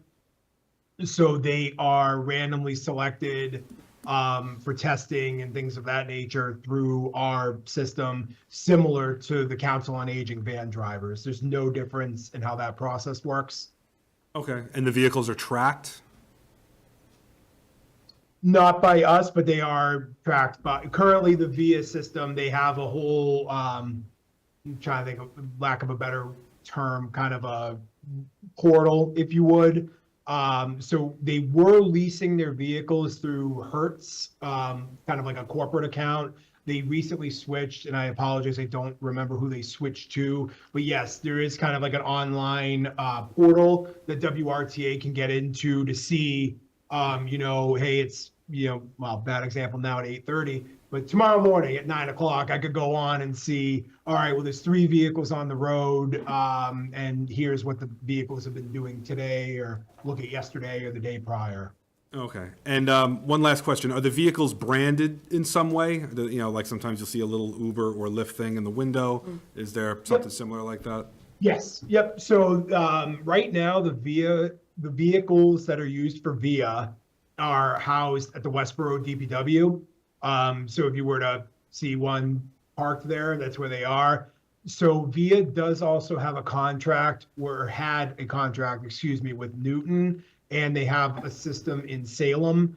So sometimes when a vehicle has to go in for maintenance, they'll use kind of an unbranded vehicle to help. But yes, the vehicles that we have for our service are branded in the red, white, and blue based on our current color scheme, and they do have a VIA and WRTA logo on them. And when you do request a ride, similar to Uber or Lyft, it'll come back and tell you, hey, Nick's driving van with this plate info. Okay, great. All right, thank you, gentlemen. Okay. Thank you. Okay, any other questions before we wrap it up? I want to thank you again for the time tonight. I think this is a really potentially very exciting service for Northborough to have. I think there are multiple categories of users. I've mentioned teens because I've got some in my house.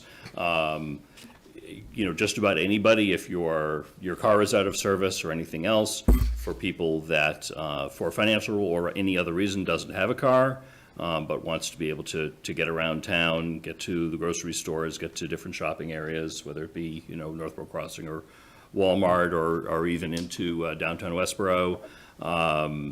Seniors, certainly, we have the senior center vans, which are great for scheduled transportation. This is unscheduled transportation. This is somebody that decides, you know what, I should go see my doctor today for something. Let's, call a VIA or whatever it's called in the future, or they just, somebody just wants to take a trip to the store. And these are things we don't have currently in Northborough. Ideally, I hope it expands to even more of the town, but I think your logic is sound for roughly where the region that you're starting with. So that's appreciated. With that, I don't see any questions or comments from the audience, so I think we can wrap up this agenda item. Thank you very much. Please let us know once you've gone out to bid and what things look like. You can communicate with Stephanie, our town administrator, who's out tonight. You can communicate with Diane, assistant town administrator, and I know you know how to find me. Well, thank you very much for having us. Great. Thank you so much. Thank you. Thank you.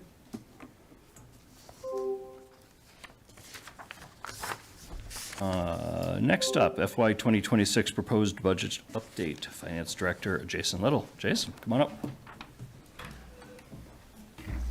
Thanks. Hello. Good evening. So they kind of took away the thunder by talking about the cherry sheet so early, because that was the next milestone, and that was driving why I wanted to come and talk to you tonight was. But I'm going to talk more than just the MBTA assessment as part of it, because I don't know the details behind that assessment specifically, but our assessments in total did go up $30,000 as part of that cherry sheet. So that's a cost we have to fund. But as well, in the governor's budget, we're doing a little better with state aid, and rather, we've modeled 1% in the past. That's typically what we model in our budget models every year. We start with a 1% assumption. That means for Northborough, our state aid is about $112,000 more than what we predicted in our model, but we have $30,000 more of assessments than we predicted. So we're net ahead of the game by about $90,000 in our model. So again, I didn't want to jump immediately into talking about the cherry sheet, but that was the milestone that led to it to be relevant to come back before you. The last time we talked about the budget was November, and before that, leading up to November was the financial summit that we had over the summer in August. And things that we're putting together, we put out, and I did talk to the board before sending out the budget instructions to the departments, a more complex set of budget instructions this year to talk about some of the concepts that were brought up at the summit over the summer. And those were a number of departments coming and discussing their needs that have not been met by other budget requests in the past. So the goal was to work through, and again, I did my projections, which involved, and let me take a step back. I prepared this memo after having the state aid. It didn't make it into the packet in advance. I don't know, Diane, if this got distributed to everybody or just the chair, but I did provide a memo to the board that laid out where we were with the budget requests and so forth so far. So this memo, and I don't know if you can tell me if you have it in front of you or not. Yeah, That memo there, yeah. So what I wanted to do is walk through the assumptions made at the summit. We did come back and try to determine what the upper limit would be in terms of these requests from departments, like their wish lists, or so to speak, or the unmet needs, and quantifying those costs and seeing what could we afford should we decide to fund all of those requests. And the determination was that using all of the unused levy capacity that the town had, the town would have the capacity for budgets, the town and the school departments all to go up 5%, 5.17% was the upper limit. And that would have the rippling effect of the next year probably leading to needing to seek Proposition 2.5 relief next year. Whereas at the summit, we presented much more conservative budget numbers, which was an exercise. Nobody knows if we could prepare a budget of level services for 3% with fixed costs like health insurance and the retirement assessment and things like that that are typically larger than 3%. So the upper limit was determined to be 5.17%, and that was alongside getting some new. Back at the summit, we used a 4% assumption for health insurance.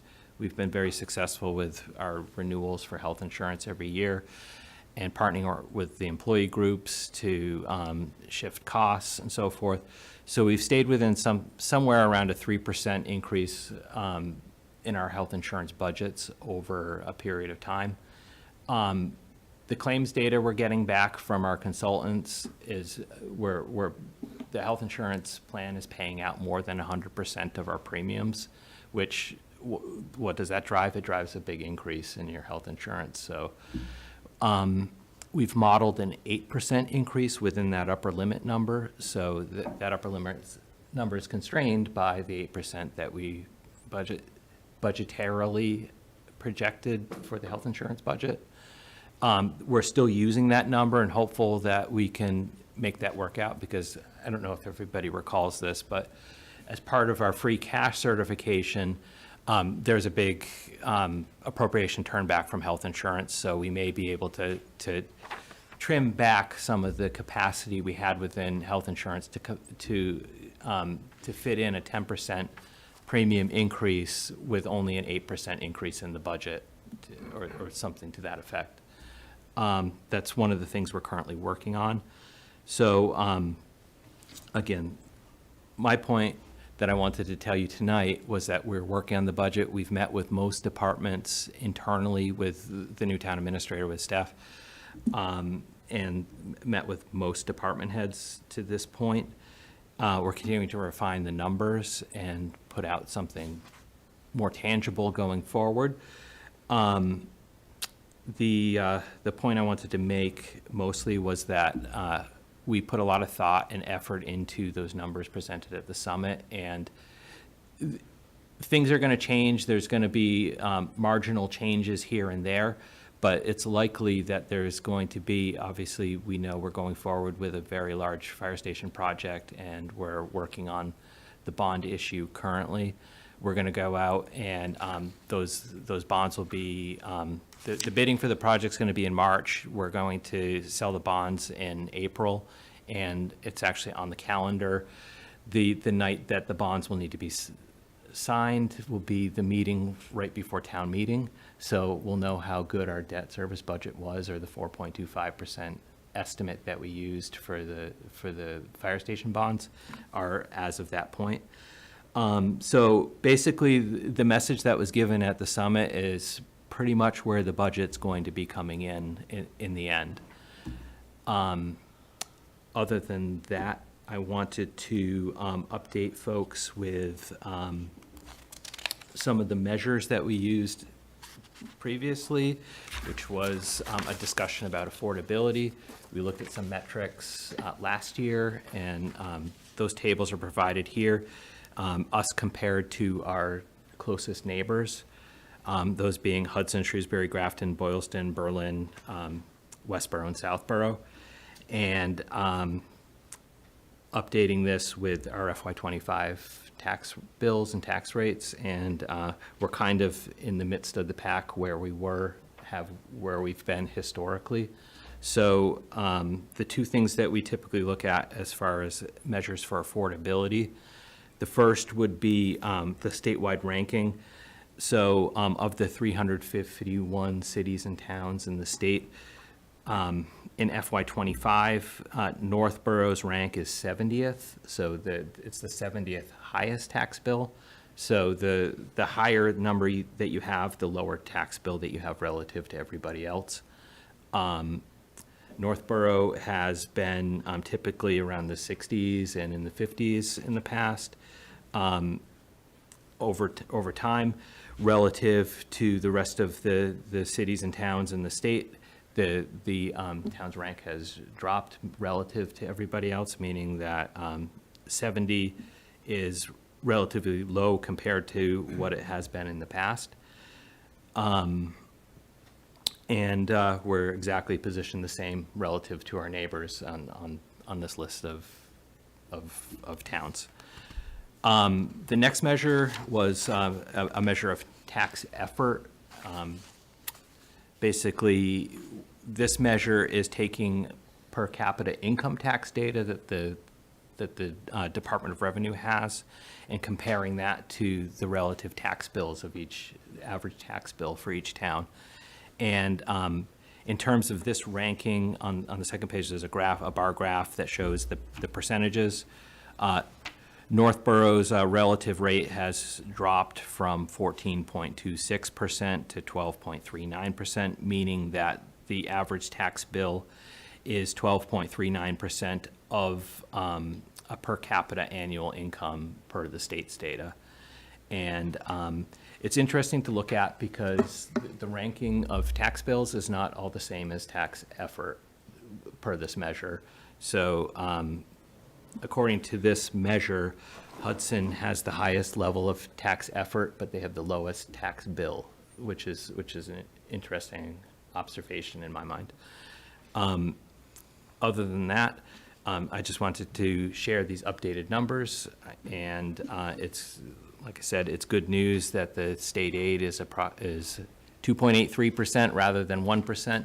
But to that end, state aid is a falling share of the of the town's finances. It was as high as 13% of the financial picture. This year, it's shifting below 8%. It's 7.7, 7.1%, somewhere in that range of the total. So it's less and less meaningful to talk about state aid being the major source of it. It's shifting on to taxpayers as that trend shows. And that concludes my brief presentation at this point, and happy to answer any questions. I want to follow up on the health insurance number, because that's one I was looking forward to hearing, not necessarily forward to hearing the result. At the Mass Municipal Association conference this weekend, Maya gave their annual presentation, and I don't believe they provide our health insurance, but they do provide health insurance to some towns. They're modeling a 14% increase. And they announced that at the conference, and there were gasps around the room. They said it's going to vary by town and everything else. We're not part of that. Knowing that we'd be speaking with you tonight, I was fearful we'd be in the 14% range. So hearing 8 to 10 is at least better than that. Well, we're 10 is probably the most favorable side of the estimates we're getting. Okay. So we do, when we sit down Be as with the- optimistic as you can be and hold that out. Right, Yeah. I'm only optimistic because Yeah. we'd be by cutting the budget back to, say, 8% or Yeah. 10%, it is going to reduce the amount of surplus that's generated for free cash in terms of a closeout. Sure. So when we sit down with the consultants and look at these claims data, we pick a time to try to renew or give them the consultant the message to sign the contract now to renew with Harvard Pilgrim as our current provider. Typically, as time goes, 1 month of claims data, a new month's claims data may come in, and it may be more favorable than the one that drops off on the other side. And I believe that happened, so we're going back and hoping for some more favorable data like that. But again, when we sit down with them, they have the data and can compare, like we talk about the Maya, because Maya is a very big group in the state, and for health insurance, we use Maya for our property and casualty insurance. But them as health insurance brokers, they're a very big, large group, so it's important. They're very telling. It's a bellwether of what's happening in the state. In addition, they look at the GIC, and we talk about that, and I think we've heard that there's very large increases coming within that very large employer group as well. But so people know too, just for reference, I feel like I talked about it a lot, but feel like everybody knows this, but we have a JPA joint purchasing arrangement with the town of Southborough and the regional school district. So we have increased the size of our risk pool as a result of that, and have received, as a group, more favorable claims as a result of that. Great. Questions, Lisa?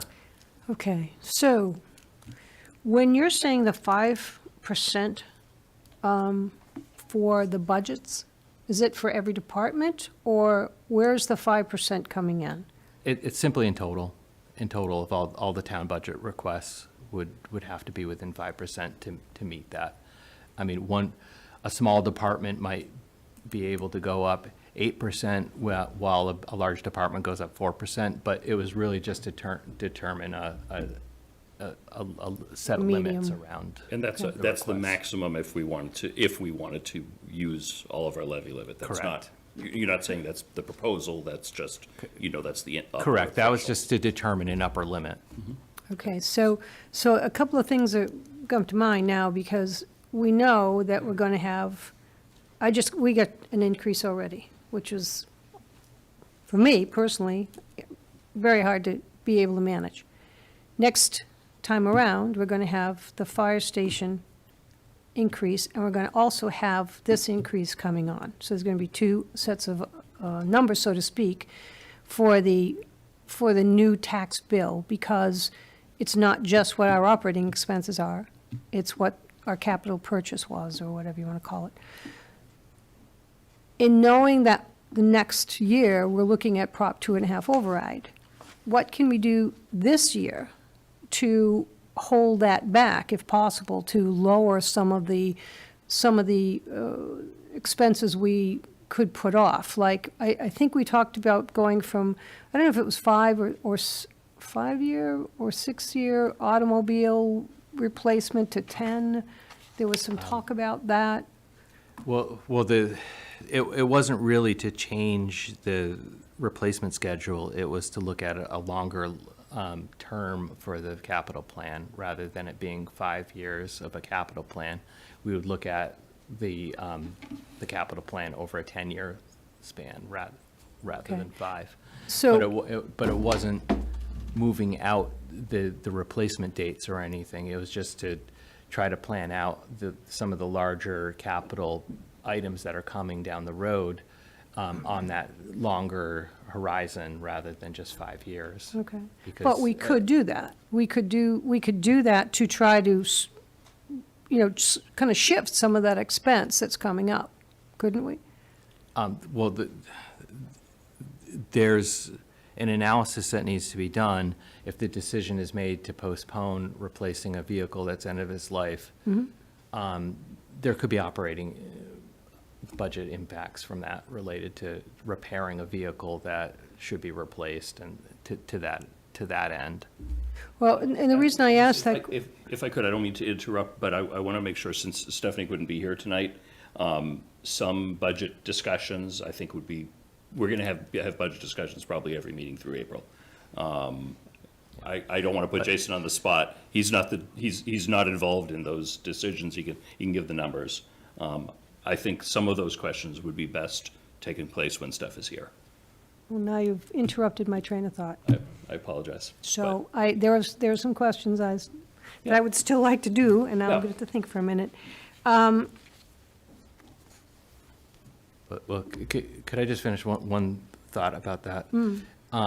The capital requests and the worksheets that we sent out to departments to respond with did include the question about what would be the impact of postponing the decision. So we could try to encapsulate and get our arms around that question in advance of it being asked. All right, so, And to the point about the fire station, that debt service is built into these numbers that I've presented here, so that it's not this plus that, that is included within these numbers. So the increase that was discussed, and the first year of the increase is obviously the largest, because, we're adding in a debt payment that's over $3 million into, the next year. But that's included in these numbers here and these projections. okay, that's good to know. All right, thank you. Mike?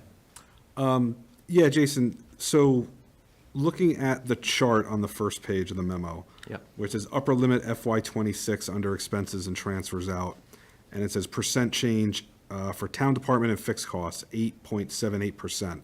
Correct. What is that in relation to the 5% that you were mentioning? Well, that's the 5% plus the fixed costs that come in as, some of the major budget drivers, Okay. like health insurance and the retirement assessment. Okay, so of the 8.78, 5 of that is the department. Right, that would reflect the 5.17% upper limit for departmental Right, increase. and then level services is 7.47. So not a whole lot of room. Correct. 1%. So the level services include much lower departmental requests than 5%, but it also includes the health insurance and the other fixed costs that I was just laying out. Okay, so roughly of the 7.47 of a level service, how much of that is broken between fixed and town department? Do you know, roughly? Not to put you on the spot, sorry. Well, I did put you on the spot, but. And if you don't know that right now, that's fine. I don't want to get hung up on Yeah, it. so I guess my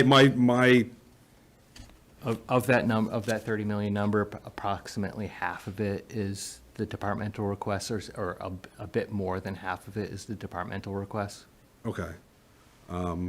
if that helps put that in perspective at all. And then hitting those upper limits is what's going to put us to override territory a lot sooner than what was discussed at the Correct. Economic Summit, which was, I think, Correct. Yeah. we were projecting out maybe early 2030s, as opposed to, Well, I think the date was definitely 28. was 28. Yeah, 28 would be where some relief would need to be sought from Proposition 2.5. With these numbers, or was that at the Economic Summit? At the Economic Summit, it was Okay. 28. If we use the entirety of the levy capacity in, say, the upper limit scenario that is in that column, it would be an override in 27, or Proposition 2.5, or drastic cuts. Right, so overrides for normal, not for projects, but for normal operating budgets, Correct. fixed costs and everything, not just for large Or projects. strategic choice of funding the capital plan with debt. Right. Okay. So that's next year then, for 27, because this is 26, we go into April, correct? Correct. Yeah, and I guess I was going to go over this in reports, but it kind of steals, I guess, the thunder a little bit, or bring it up now, that from the school committee, I think the superintendent was going to propose at the next school committee meeting for the K through 8, a level services budget at a 3.74%. Correct. And that's built into these numbers. And that's built into the school's budget. into that number. school line. Yeah. That's in the, okay, and that's in the 5 and the 4, okay. Yeah. So the K to 8 budget, their reduced or level service budget that came in lower than originally projected, that's built into here. What's not is, I think it's the overall 5-point-something% for the high school assessment that I don't think we know all of the details yet. So that these numbers are evolving, so they'll be in this territory, but we don't have all of the exact numbers yet. And does this type of scenario and these numbers affect us going out to get the bonding for the fire station before town meeting? Well, we'll be subject to a ratings call, and I'm sure Right. they'll ask questions about what direction you're in, and I don't think that it would be held against us, because we're no different than a lot of other communities out there. But having a plan, having financial policies, and sticking to them are what's key to upholding your bond rating typically. Thank you, Jason. You're welcome. Julianne? So, Jason, you mentioned the fire station bond. Yeah. Has it been decided whether it's 20 years or 30 years? Oh, it's going to be 30 years.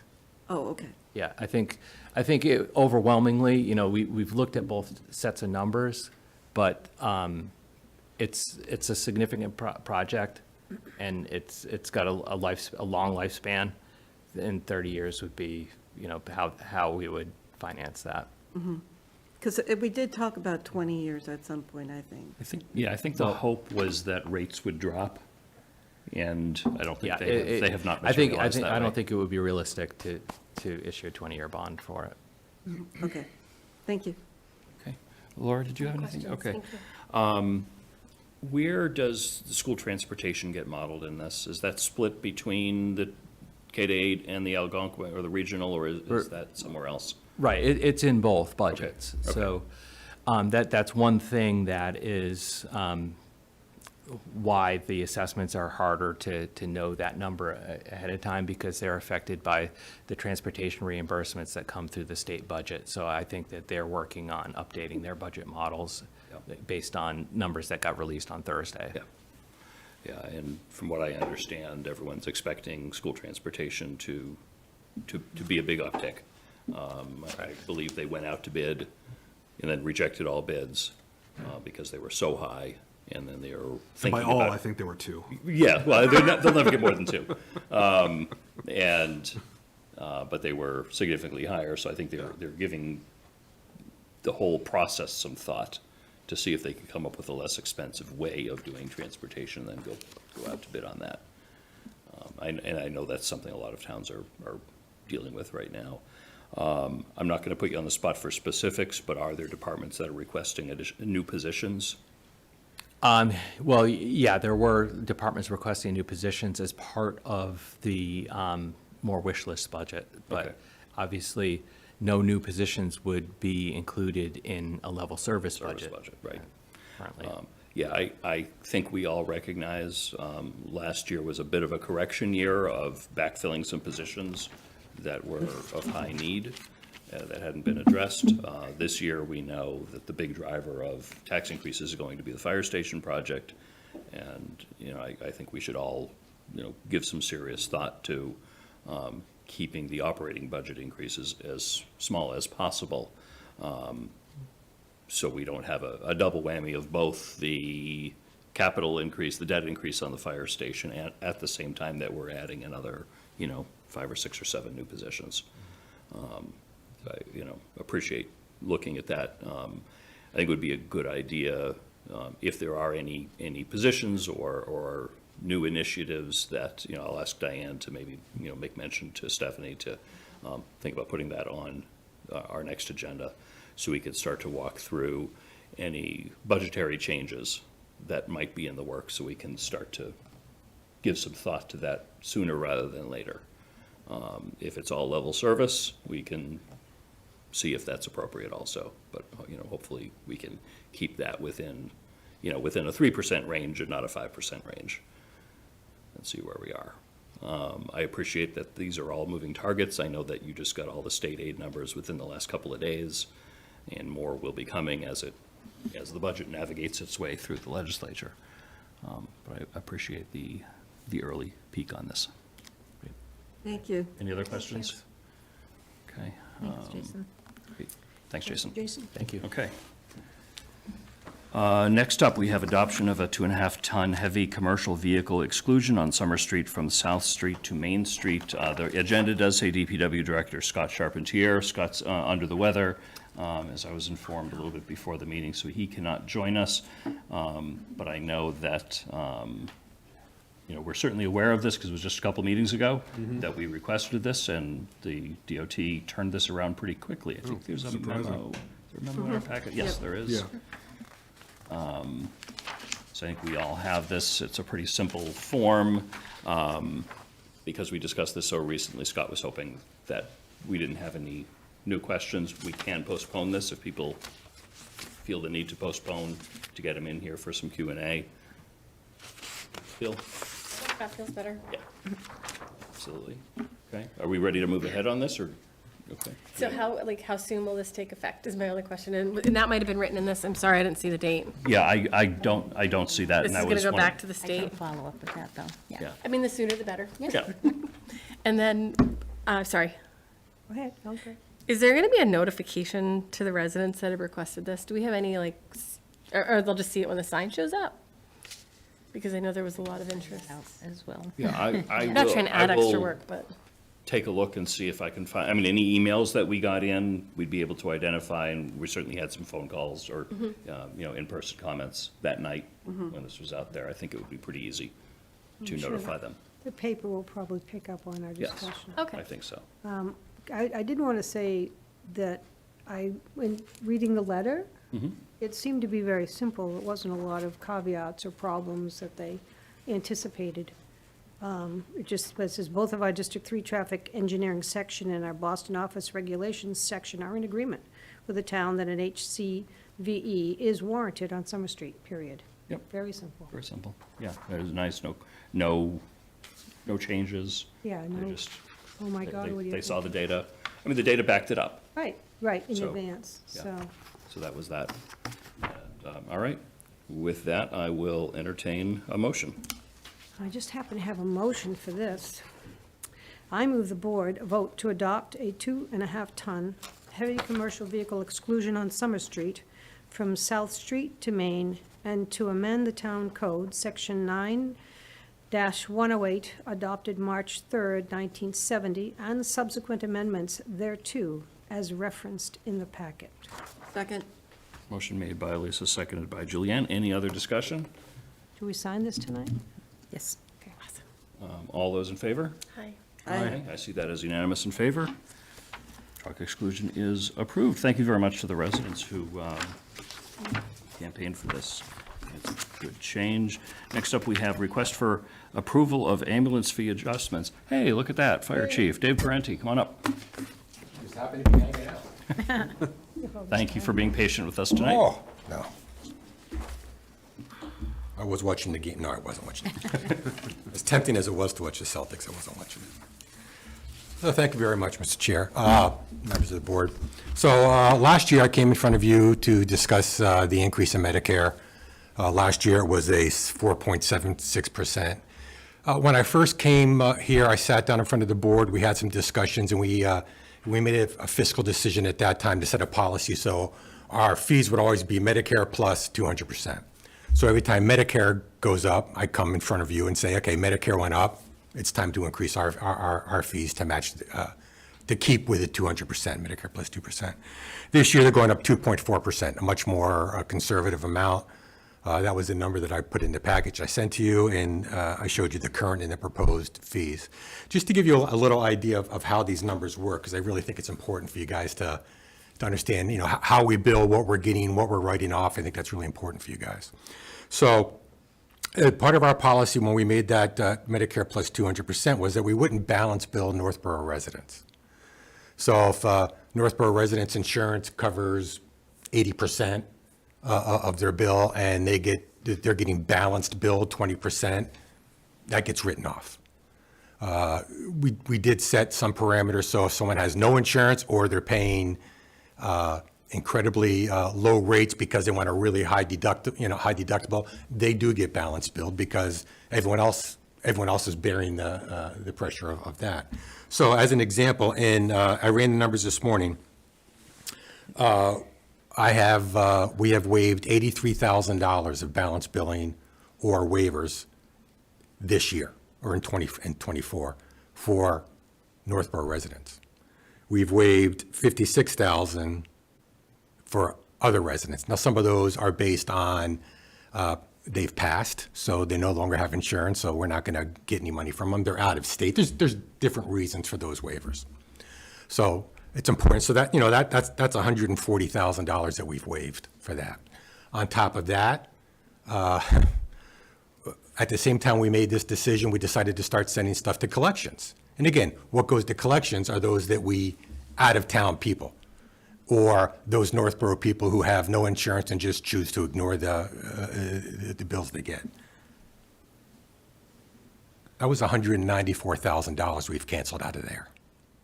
Is that I'm sorry, is that in addition to? Total of $334,359. And what happens with that is, so we send depending on what the residence is, what the balance is, we send that over to our collection agency. The collection agency then has certain steps they go through. And they notify them, the people, and they follow so many things, and they do this, but they can only get to a certain point. When they get to that point, they tell us we've exhausted all of our means to try and get this money. That can even be a resident or someone calling up and saying, do not call me anymore, this is a cease and desist. As soon as they do that, they're done. They can no longer collect. So that's what we've written off so far this year. A large portion of money. Luckily, we've billed this year, we billed in 2024, and this just, okay, this is interesting. So I've talked to you guys before about allowables, right?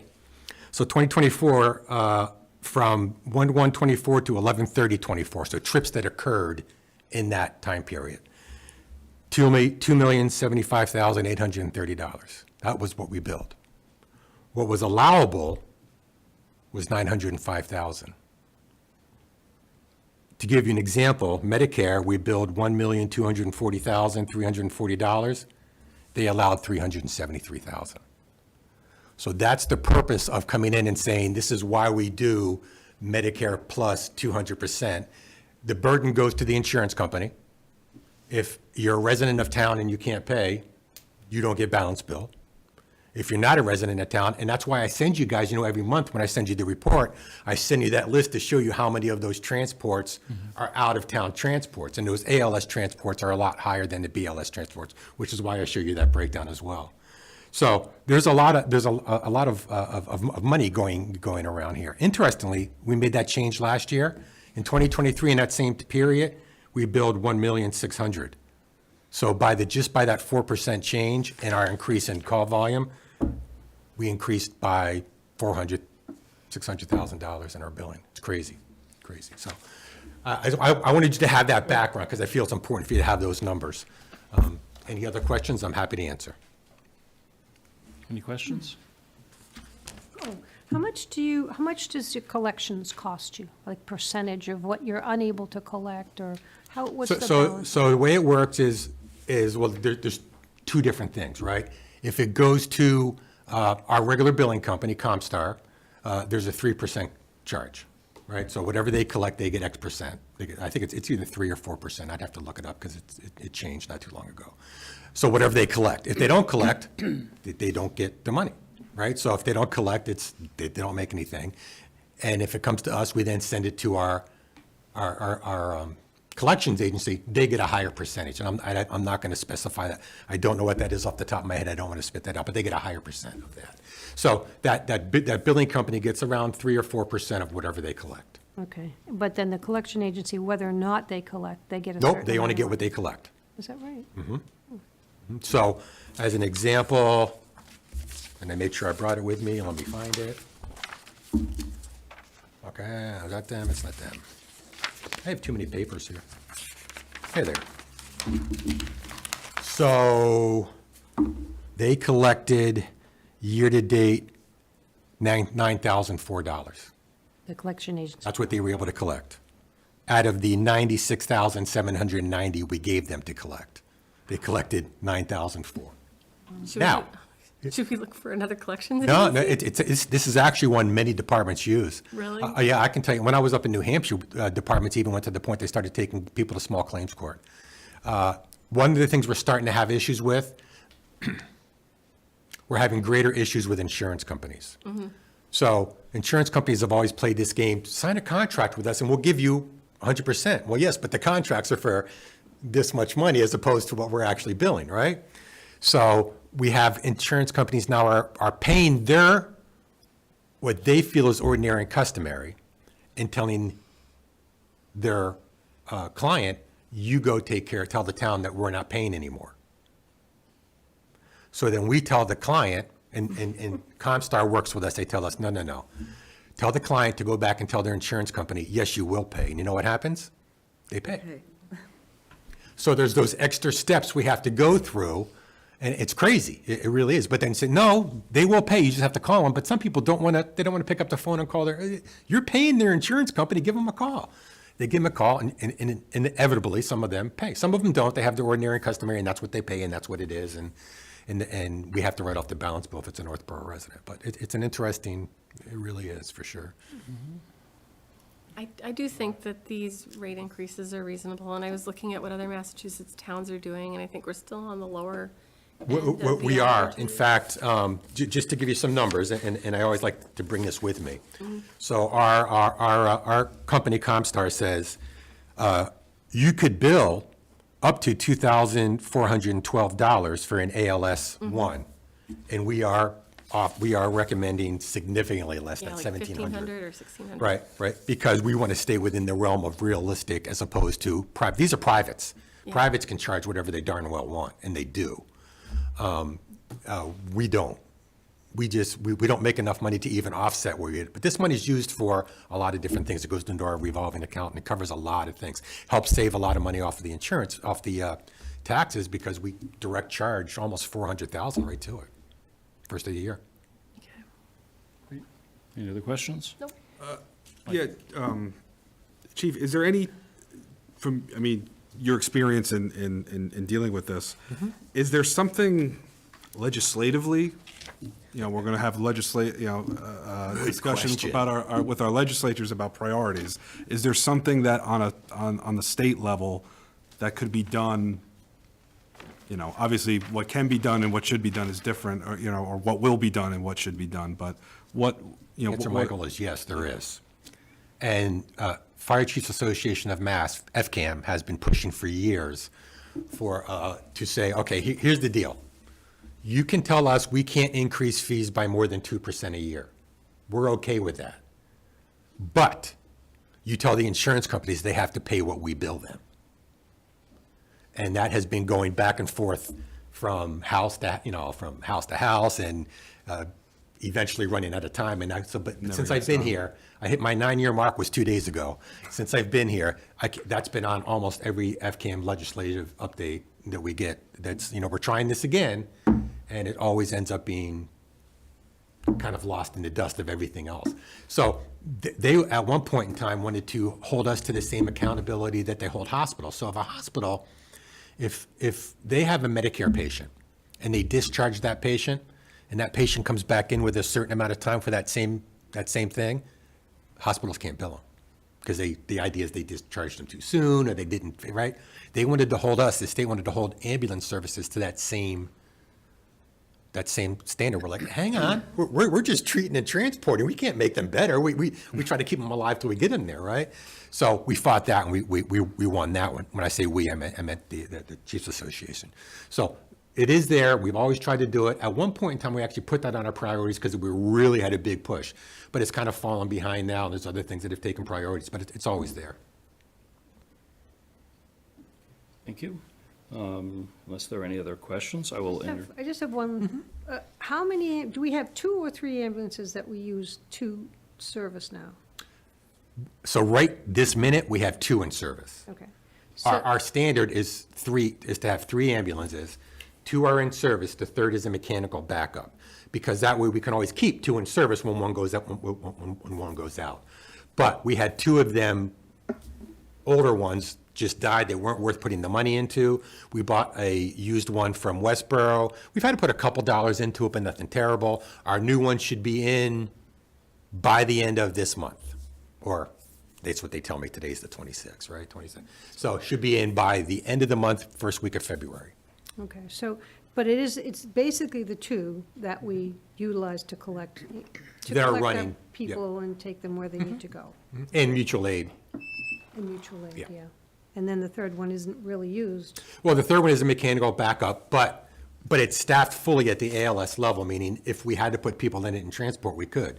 So one of the things we're looking at with this new, with the SAFER grant, is that with the extra people, we may be able to keep that in service as opposed to just a mechanical spare. So it wouldn't be staffed and it wouldn't be a primary unit, but in the case that we get multiple and we can staff it, then we could roll it. A good example is the other morning, we had 4 or 5 calls within 30 minutes. And I was at a motor vehicle accident by myself with Westboro coming because everyone else was tied up all over the place. Because we just didn't have enough staffing to cover everything. Okay, all right, thank you. Okay. Unless there are any other questions, I will entertain a motion on this item. Mr. Chair, I move the board vote to increase the ambulance fees effective March 1st, 2025, as presented by Fire Chief Parenti and further outlined in this memorandum included in the January 27th, 2025 meeting packet as follows. BLS emergency base rate from $1,465 to $1,500. ALS non-emergency base rate from $1,098 to $1,125. ALS 1 emergency base rate from $1,739 to $1,781. ALS 2 emergency base rate from $2,516 to $2,577. Mileage from $36 to $39. Second. Okay, motion made very I was well. gonna say, what did I do to the chair to deserve that one? You won the lottery on that one. Motion made by Mike, seconded by Laura. Any other discussion? All those in favor, say aye. Aye. I see that as unanimous in favor. Since I'm here in front, I just wanted to tell you, we got the $19,000 SAFER, DFS grant. Okay, We found that out 2 days ago. great. Okay, So, great. I'll let you know we got that. Thanks, Chief. Good. Thank you very much. Next up, we have continued discussion on legislative priorities.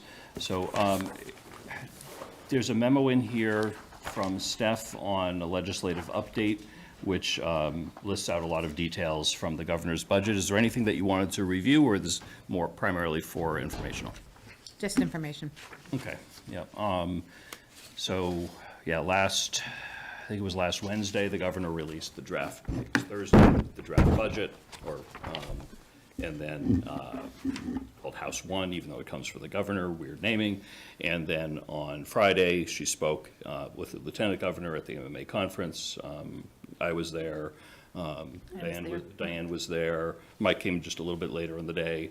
And they primarily detailed the Municipal Empowerment Act, which they were filing again, similar to last year, but revamped a little bit for this year, of a whole bunch of detailed changes that the governor is proposing, some of which, hit close to home, such as making hybrid and remote meetings permanent, increasing Chapter 90 money, increasing funding specifically for dealing with culverts, which we have dealt with a couple of times, which we know are very expensive. I think culverts got a big round of applause in the audience. Similar to double poles last year was the thing that the governor said that got a lot of applause. And, these are the exciting things that you get at a conference like this. So there were, I think, some very, very good things in that. An item that we have discussed previously that I know, Julianne, you've expressed interest in, are traffic cameras. So currently, you need to ask for legislative permission in many areas to get traffic cameras, speed cameras is what the governor termed them. She's proposing making that just a standard that you just put them in. I don't know, if you put them in, you might have to adopt something locally, but you don't have to go through the legislature for a special act to get those done. She thinks that those should be a tool in our belt. So that would make, if that goes forward, that would make that process for approval a lot easier. Are those cameras only for traffic speeds? She called them speed cameras. That's all I know. A lot of those details from that, at least as of this morning, hadn't been released. I haven't looked later today. Usually a couple of days after that speech, there are more detailed versions of the bills that start to be published on the governor's website. So we'll see that. That was not in last year's Municipal Empowerment Act, so it's something new from her this year. Because, we still have issues of things happening with destruction. So is that a separate? Like surveillance cameras? Yeah, like surveillance cameras. Yeah, so this is for the purpose of issuing traffic citations.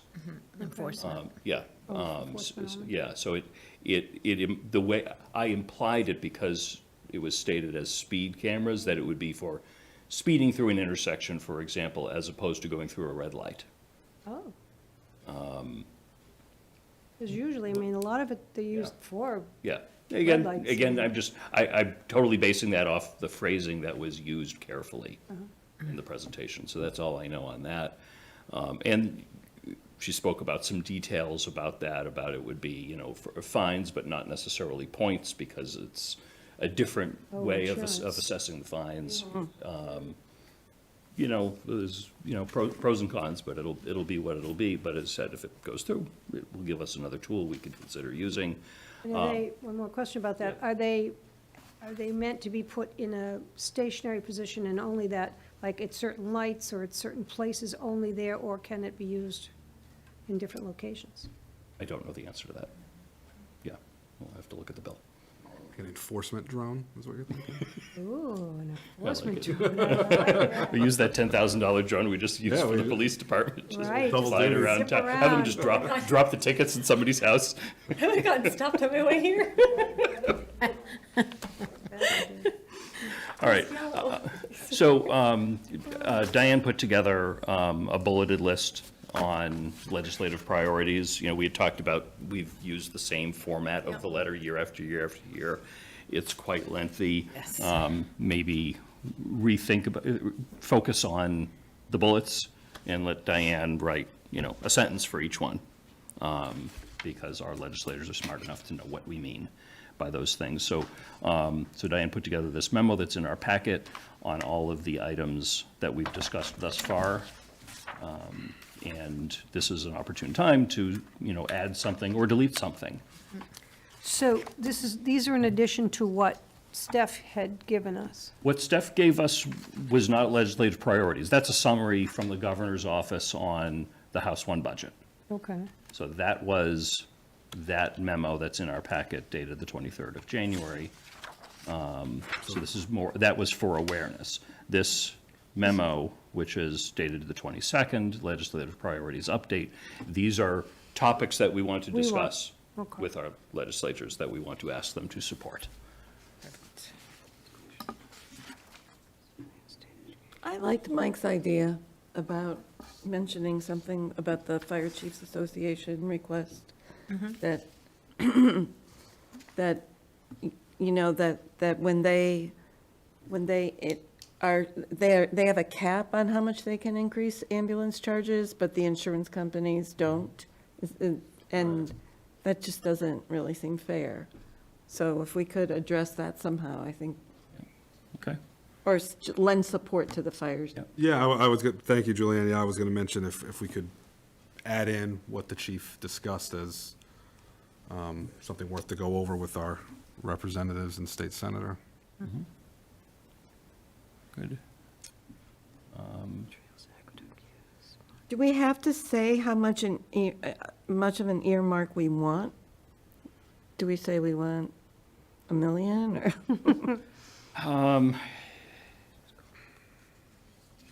Maybe put something in there regarding the overall cost, you know, the annual cost that we anticipate, or,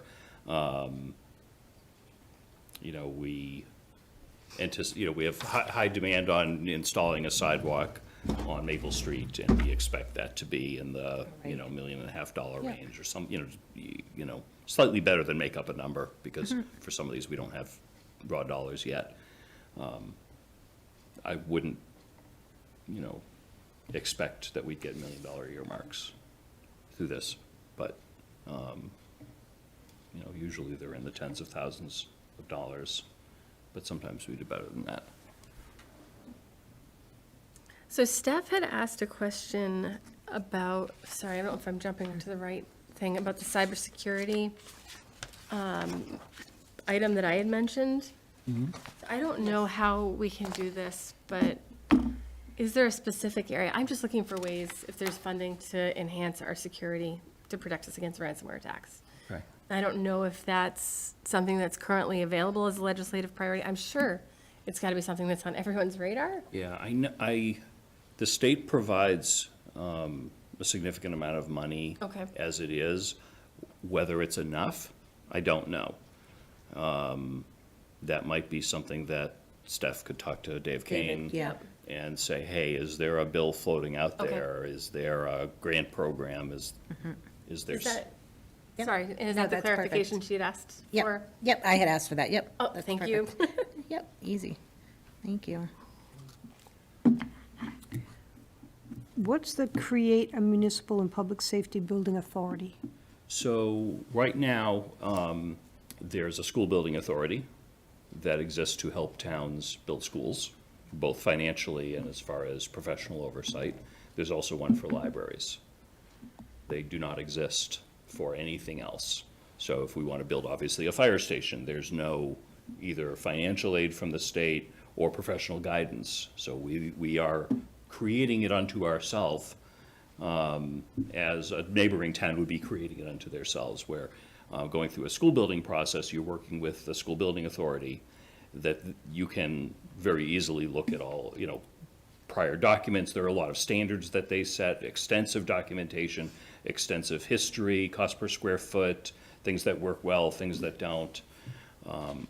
I dream of a time that we would get 50% reimbursement on public safety buildings, DPW buildings, and everything else. That's not happening. But I really think even without the money, there's tremendous money to be saved by having a lot more professional guidance from the state.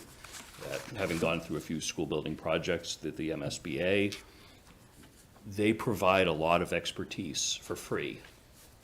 That saves you money and gets you a better end result. I would really like to see that.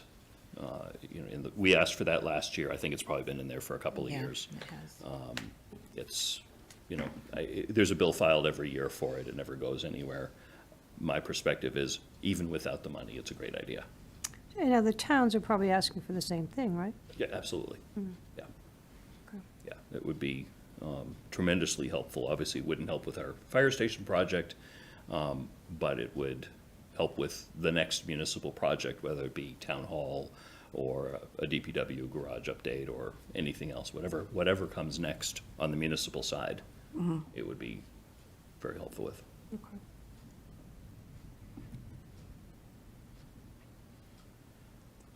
One of the items in the budget is a nice increase to Chapter 90, so that's one of the items on here. It's probably mentioned in Steph's memo. That, yeah, it's, for the last several years, Chapter 90 statewide has been $200 million, and then they sweeten it up a little bit along the road, sometimes adding as much as $100 million. The governor is proposing that the base is $300 million now, so the base start better. Basically starts at the best year that it's been in recent years. And then from there, sometimes as it goes through the legislature, they even add a little bit more to it. So that's relative to providing an annual cost escalation, which is still a good thing. That's, every year they just automatically add 4% to the base for Chapter 90.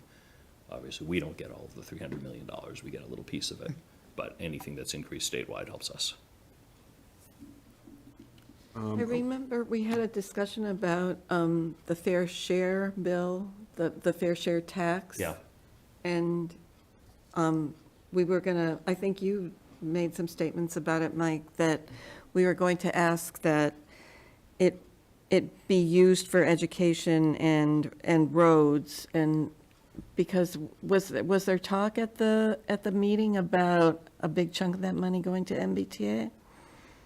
It was mentioned a couple times. It wasn't discussion, but I believe it was mentioned about, there is, I think, a bill out there to the fair share or millionaire's tax, whatever you want to call it, to, I think, at least half of it to go to the MBTA, right?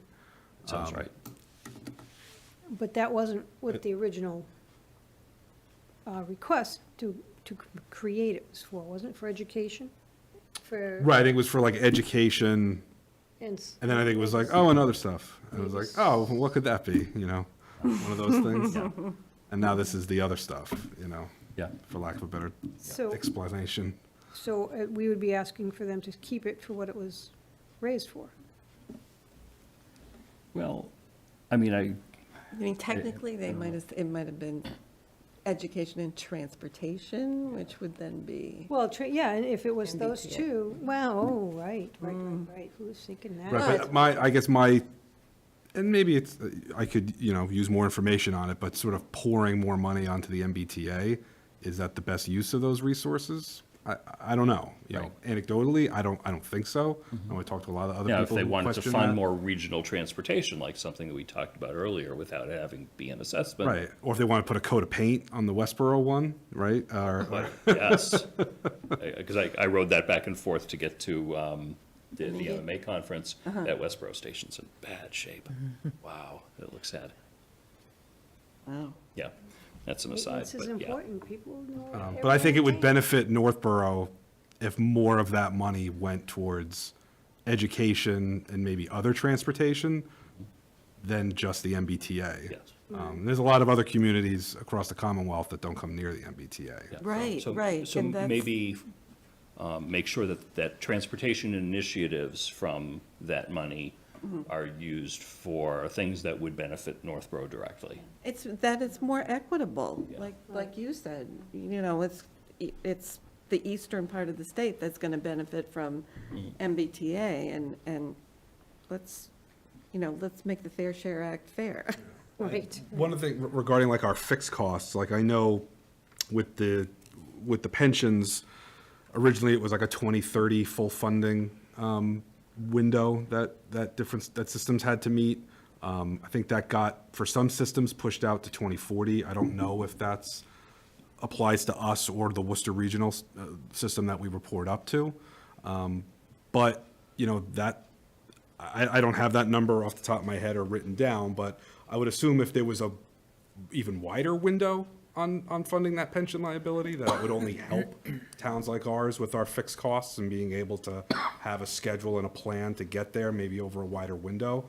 We may not be able to get there anyway, and they'll have to figure something out regardless, but, these fixed costs that we have, which are, a large portion of, pension and benefits and stuff like that, being able to maybe have more control over it, spread it out a little bit longer, be more realistic that where some systems can meet that funding, smaller towns may not be able to have the ability to do that. And so maybe some ability for a town like ours to spread out that liability a little bit longer, help control our fixed costs. I like that. Okay.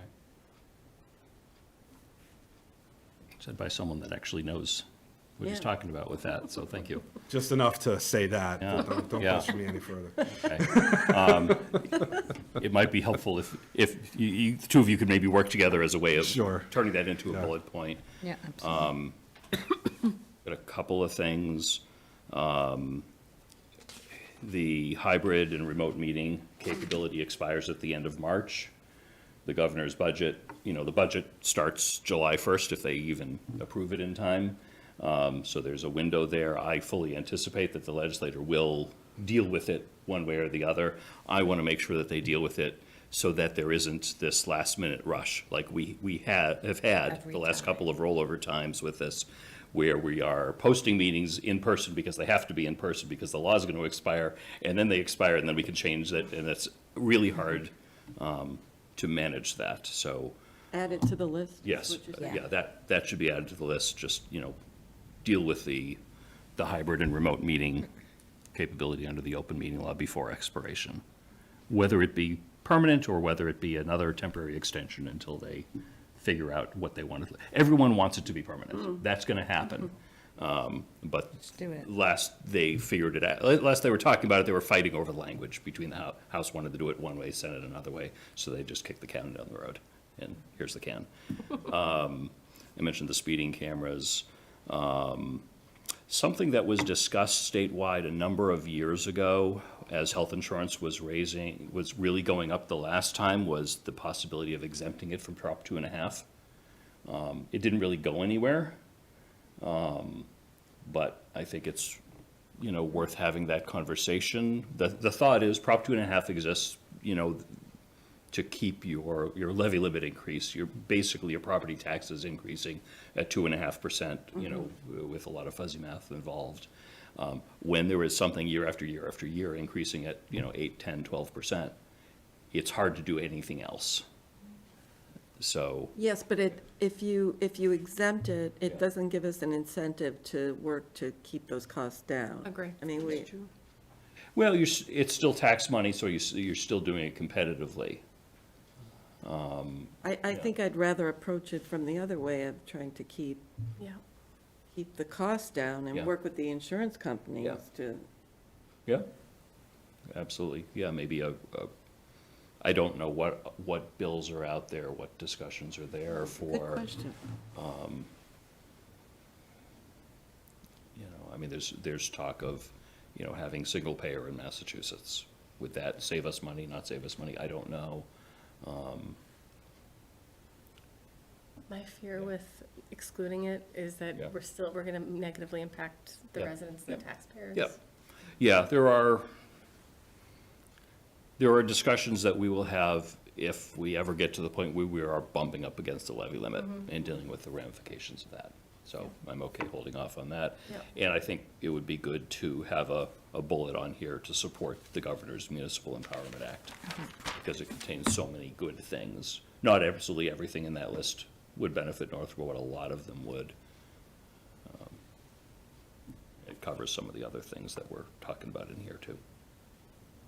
So just to get back to the sentence in response to Member Hirsch's interest in automated traffic enforcement, now that you've talked about it, Yeah. can that also now bullet that as a, Yeah, I think we agreed that that's part of the Municipal Empowerment Act are the speeding cameras.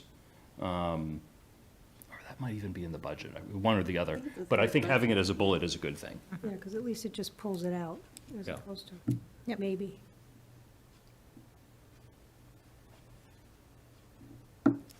And Laura, what was the definitive on the cybersecurity? We're just going to check with David Kane and see if there's any legislative acts available right now that he's aware of that we would be a good fit for. Okay, and then come back and put that on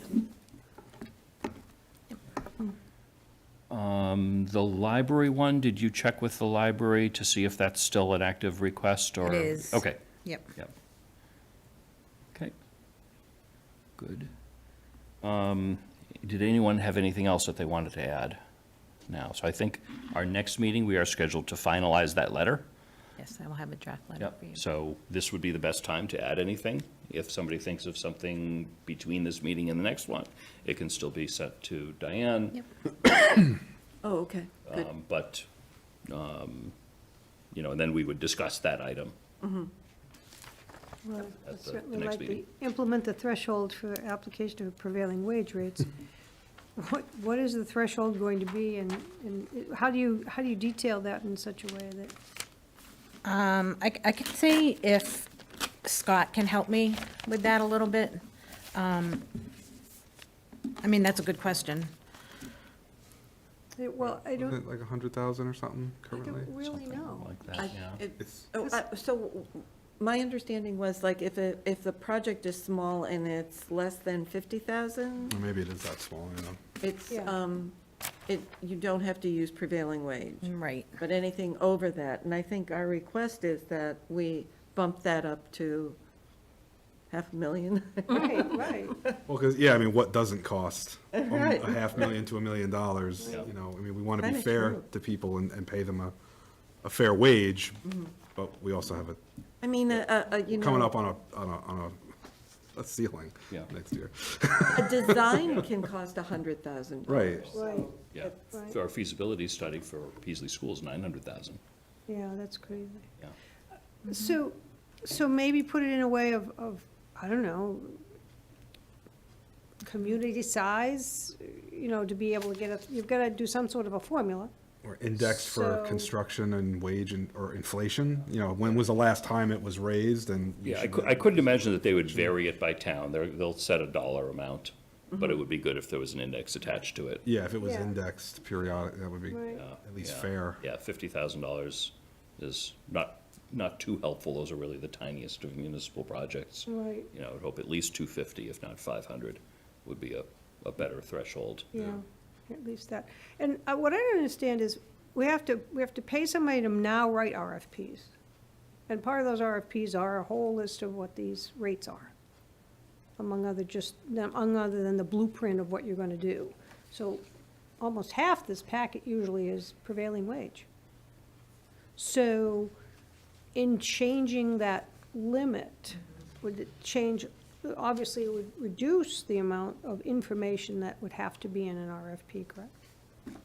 I'd have to look into that. Yeah, the wage sheet for, if you expect the project to be under whatever the new threshold is, you wouldn't have to get the wage sheet. Right. And I'm trying to think of another way of making it palatable. I mean, how does the state benefit by keeping that threshold low? Do they make anything? Do they get a kickback? I mean, what happens, the prevailing wage puts so much additional cost to whatever we're doing. Yep. That it's not even feasible anymore to do anything, because you're like, well, it cost me more money just to prepare the package than it is anything else. I don't think prevailing wage adds much cost to preparing the package, because when you're at that threshold, whoever's putting together RFP makes a list of the trades that are expected to be used, sends a letter, sends an email, I'm sure, to the state, and the state responds and says, by the way, plumbers, you're going to pay X dollars per hour. Drywall, you're going to pay X dollars per hour, et cetera. And then that sheet then gets inserted into the RFP. So there's not a lot of added work to do Well, that. There's a yeah. lot of added expense. Right, it's the you know, per hour, cost. per Yeah. line. Oh, yeah, and adds some of up. those are scary. And I also noticed, even when they did the Brigham Street Cemetery, there was a whole lot of, there was 300 pages for an RFP for taking trees down. Yeah. Yeah, a lot of that is just contract law and the because when you're doing something that is lowest cost, you have to be very, very, very specific with what you want, because someone out there is gonna bid and not follow they're gonna follow the contract the way it's worded, not what you think should happen. Right. So that's why, the fire station bid spec is gonna be like 1,500 pages. Well, and that's, well, those are kind of two different things. I mean, Yeah, but the s- but cemetery's still- got trees, Yeah. right? There's no screws involved, there's Right. nothing, I mean, you're taking a tree down, you're taking a tree away. Yeah. 300 pages. Yeah, wouldn't surprise me. I've seen it. It's just like, Yeah. it's crazy. Yeah. And you're like, how? How many trees did you have to take down for Right, that? so that amount of money, and even that shouldn't, 10 pages per tree. right? I Yeah. mean, there were 90 Yeah. trees. Yeah, I don't, But the point is like, why would, and, you know, because, what is it, Weston and Sampson are doing the RFP on that, so much did that cost? Okay, yep, I mean, that's, I don't know how to rectify that in a bullet for legislative priorities. Well, I mean, just simple, you know, you could say simplify procurement process or something like that, but that's, well, they don't probably That's a- care though, do they? Do they really care how the procurement process is done? well, that's what we're talking about. The money. Yeah, yeah, I mean, it would be nice if it was simpler, but at the same time, that protects the taxpayer, because you were gonna get what we're paying for, and, yeah, you know, thinking way outside the box, there might be standardized contracts that they could have more of, or something like that, where you wouldn't have to prepare something, and you could just say, instead of including the 300 pages, you could just say, you know, see state bid spec number 345, do it here. I don't know. Yeah, okay, that's Okay. more the money than I'm All right. Anybody else have anything else to add or modify on the legislative priorities? Thanks. Okay, so we will have the letter by our next meeting. I Next, just have a question during this meeting. We'll be taking public comment. yes. So if a resident wants to address the legislators, Sure. that's a good time. Okay. Absolutely. They, excuse me, they used to actually hold office Office hours. hours. Yeah, And we can extend that invite if they wish to. yeah, book a hold room or office hours something just to do before the that. meeting or Yeah. something. Yeah, Yeah. it's a good idea. Okay. Next up on our agenda, we have a discussion of the reorganization process. So I asked council, through Steph, I asked council to look into the charter, bylaws, state laws, and things like that, because there have been some questions as far as, you know, how long can one person be in one position on the board? Council couldn't find anything that restricted that, essentially, and Diane is the one who spoke with council, not me, so, you know, say something if I'm not saying anything incorrectly. There's no state statute that provides that a board must reorganize after a local election, but most do. We have a weird quirk in our bylaws that it says May 1st is when we reorganize. That is probably left over from when, I'll bet, elections used to be in April, In once April. upon a time, and then we changed the election date, but never changed the reorg date. So we've been reorganizing after each election, which is the normal way you should do it. So in the recodification that the town clerk is working through, hopefully they will catch that and we can amend that. Reorganization does not require you to change anything. It just means you make a decision on who's going to be in the three different seats for the following year. We have nothing in our bylaws, there's nothing in the charter, anything else that has any limit on how many years any one person could be in any one position. I was curious, after I got that, I was curious statewide, could we find out anything? So I contacted the program coordinator at the MMA, this is before the conference, woman named Annika Craig, and asked her, you know, are you aware of anything? So she spoke with other staff members, they weren't aware of any restriction anywhere. So they went out to the board of directors of the MMA, which are all, of the Massachusetts Select Board Association, which are all select board members, in some cases retired select board members.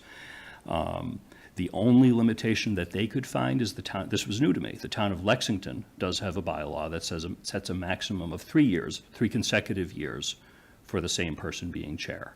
Otherwise, they couldn't find any limits at all. While I was at the conference, as Mike knows, we spoke with a lot of people in a lot of other towns, and that was a question I would ask, because this is a topic of conversation. I spoke with the Boylston Town Administrator. She said that there was one member there up until a couple of years ago that served, she couldn't remember, it was either 10 or 11 years, consecutive years as chair. in the town of Easton. I spoke with that select board chair. She's currently in her 8th consecutive year as chair. She's also on one of, I think, the Women in Government group within the MMA. Yeah, she led a section of the new select board training that I had attended. Oh, like, okay. back in Yeah. May or June or something like Yeah, that. she did a is yeah. very, very well known Yeah, within yeah, the she- MMA community. I think she's been on that select board more than those 8 years. Yeah, I she has think some 11, 12 interesting years. war stories from being on that select board Okay, too. yeah. Did I get a chance to listen to her? Okay. Yeah, Easton's an interesting town. A lot bigger than us, too. And, in the town of Wilbraham was sort of the opposite angle. I think I had mentioned that there are some three-person select boards that do rotate, so Wilbraham is one of those. I spoke with the chair of the Wilbraham Select Board. They are a 3-member board, 3-year terms, so one each year. And in their bylaws, your first year, you're clerk. Your second year, you're vice chair. Your third year, you're chair. No organization about it. It's just how it is. She said there are pros and cons to that. Obviously, it removes a discussion, but sometimes someone might be a good member and maybe not a good chair. And there's no choice about it. That's just how they do it. So that was the extent of what I could find and what council could provide. There are mechanisms if somebody, I couldn't find anywhere where this is done, but if there is an officer that is misbehaving, that is not doing their role or something like that, you can remove that person. Not from the board, but there's that's a different process entirely. But you can say, here's cause for doing something, and and take some action and choose a new person. And of course, if somebody says, hey, I no longer want to be in this role, for example, if Laura said, I hate being the clerk, I don't want to be clerk anymore, we would then schedule on our next agenda election of a clerk, so that would be filled. But no matter what, we will absolutely positively reorganize first meeting after the election, as we always do. And as I have said, and I will hold true to this, I would be very, very happy if someone else stepped forward at that point. And if I'm lucky enough to return, that I would be very happy if someone else steps forward. I have somebody in mind. That person knows who that is, but that's for the board to sort that out at a later date. So I don't know if anybody has anything else. Yes, I do. Of course, feel free. I do. So in going back to some of the things that you said, number one, from our MMA Selectman Handbook, one of the pages that I haven't taken any of this stuff out, it recommended that you reorg each year, you change the chair each year to keep the board whole, to keep the board as a collective group of equality. And when you don't, then you're losing some of that equality for the other members. It says that right in the MMA handbook. Okay. And that's what we heard the I first night. don't have it in front of me, I but. don't have it, but I've made copies of it in the Okay. past 2 years. So, and then the next thing is that in our policies and procedures, the word shall reorganize, shall. Doesn't say maybe, it doesn't say you don't have to, it says shall reorganize. So again, reorganize doesn't mean changing anything, it means taking a vote, and we did It's, that. but the word reorganize does mean change. It does I not. looked it up. Council was very, very clear. Well, I don't necessarily agree with what council's saying, because that's his interpretation of a word that is in the dictionary, all right? Yeah. And I've seen the dictionary, and the dictionary comes up with the word reorganization does mean change. Now, how many years, and Diane, you've been here for many years, A little bit. have we had in the past, on the chairman of the Board of Selectmen, repetitive, consecutive person in the seat? Maybe once or twice, I don't think. And how long ago would that have been? 3 people? I mean, or there were 5? I can look into that. Okay. Yeah, I can look into that. But I do remember when you talk about, for, the precedent was kind of the first year clerk, second year vice chair, and then chair. Right. That was kind of That what was the happened for a rotation number that of we years. usually did, right? So, and because it was already in these rules and regs that have been on there for quite some time. In the past, I'm going to say, I don't even know, because I'm trying to get a timeline. How many years? Like, when that happened, since Diane's been here 30 years? When did that happen and why did that happen? If it was with 3 people, you can kind of see something like that happening, but that rotation from the last, I'm going to say 15 years, because those are a number of years that I've been here, that has not happened. And I think that prior to this happening last May, that we could have had a discussion about changing that in the policies and procedures. We never had a discussion about it. We never had a discussion about any of this. But when the time came, you appointed Laura 2 positions, and you appointed yourself chair. There was no vote. There was no discussion of vote. It was just. That was absolutely a vote. First meeting after the election was There was absolutely no a vote. vote, because Julianne said, I'm not ready, and I'd like to wait for a couple of weeks. We never voted. I thought we at least agreed that we didn't want to change things because we were in the middle of several interim town administrators. I believe that was. We made an agreement, but there was no vote taken. And I believe after the election, we agreed to, lack of a better term, punt the reorganization till like a date in September. Yeah, I believe we took a vote on that, or we did. if we could check the minutes, I because it think should we be should, there. yeah, we should check the minutes. But I believe we did.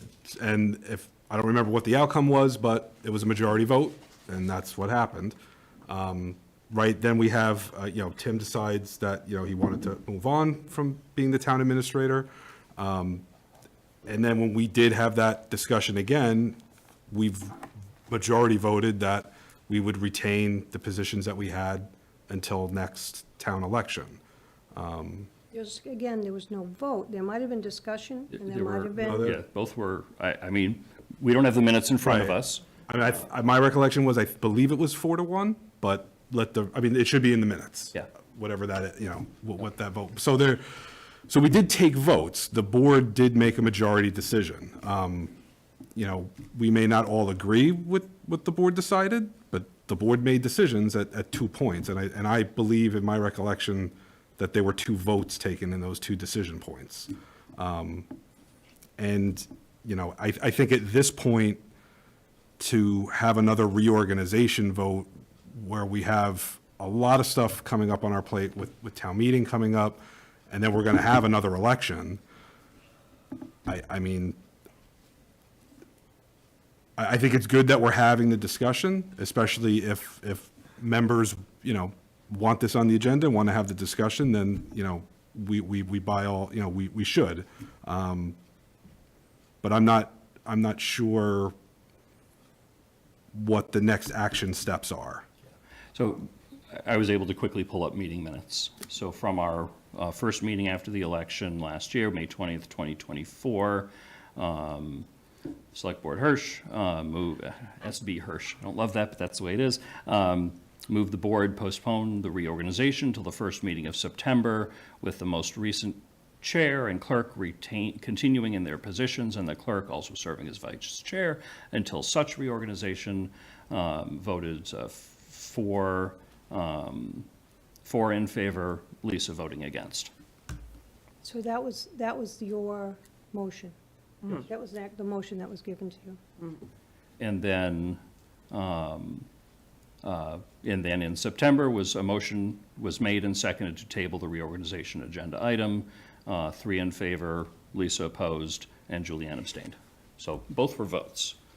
Council reviewed those.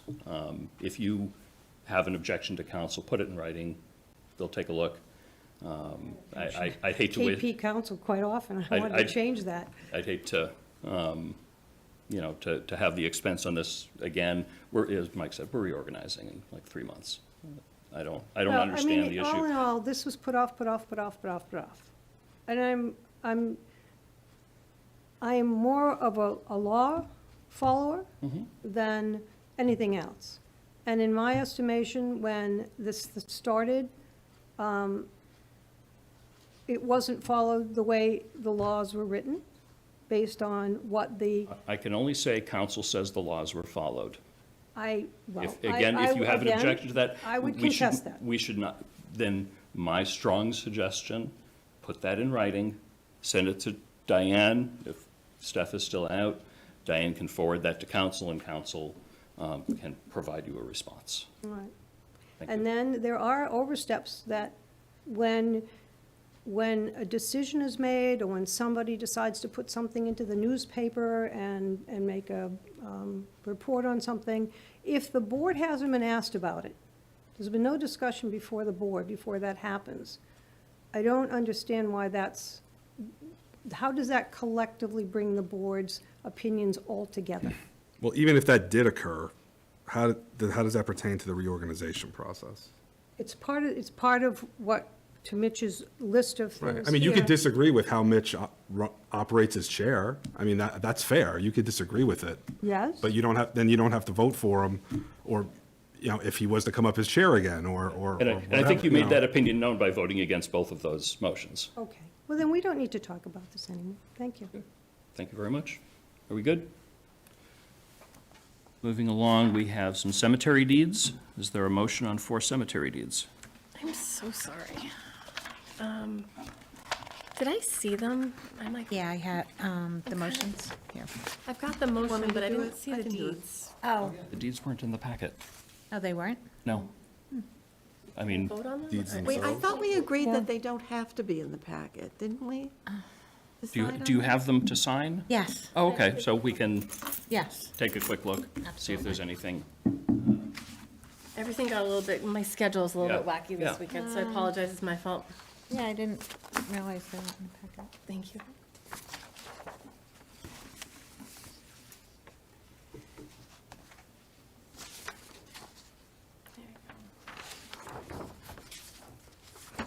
Again, typically the name is redacted on the Right. packet, so please don't read names.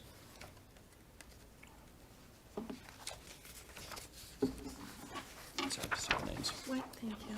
someone suggest, I don't remember that. was it Tim who said, why do you?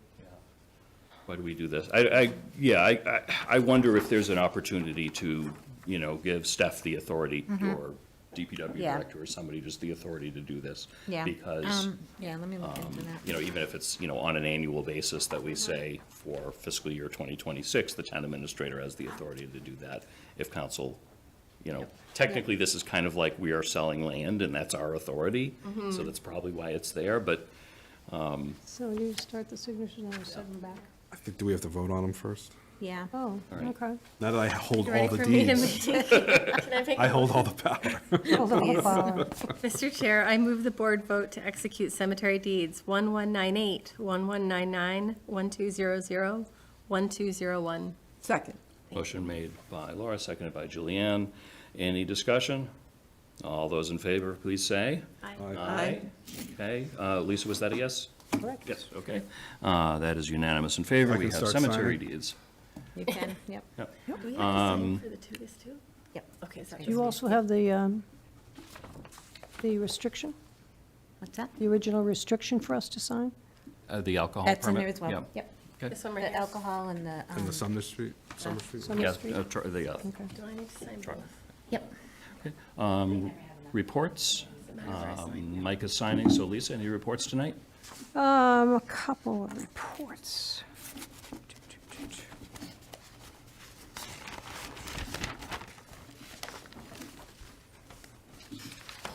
Okay. Sadly, we've lost Ernie Sawyer. He used to be the Bowladrome. He died, he was 96 years old when he passed, on the 19th of January. We have a new member on the Board of Appropriations, Terry Halloran. It's nice to make sure we had that filled. Awesome. Let's see. Looking for volunteers. We are looking for volunteers because we have openings. I don't know if it's been announced, but Carrie Martinique has stepped down from her position on the planning board, and we miss her. She did a great job, and I would, being the volunteer person all the time, would like to see some more people come forward and put their hat in the ring and help us run the town.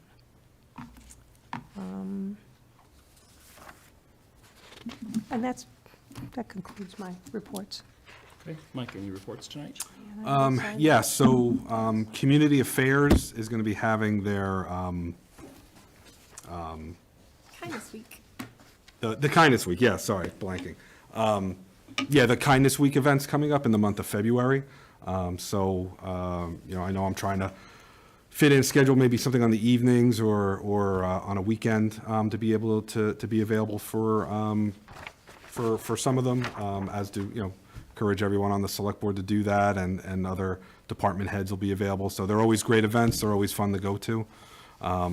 And so look for more information from the Community Affairs group about that.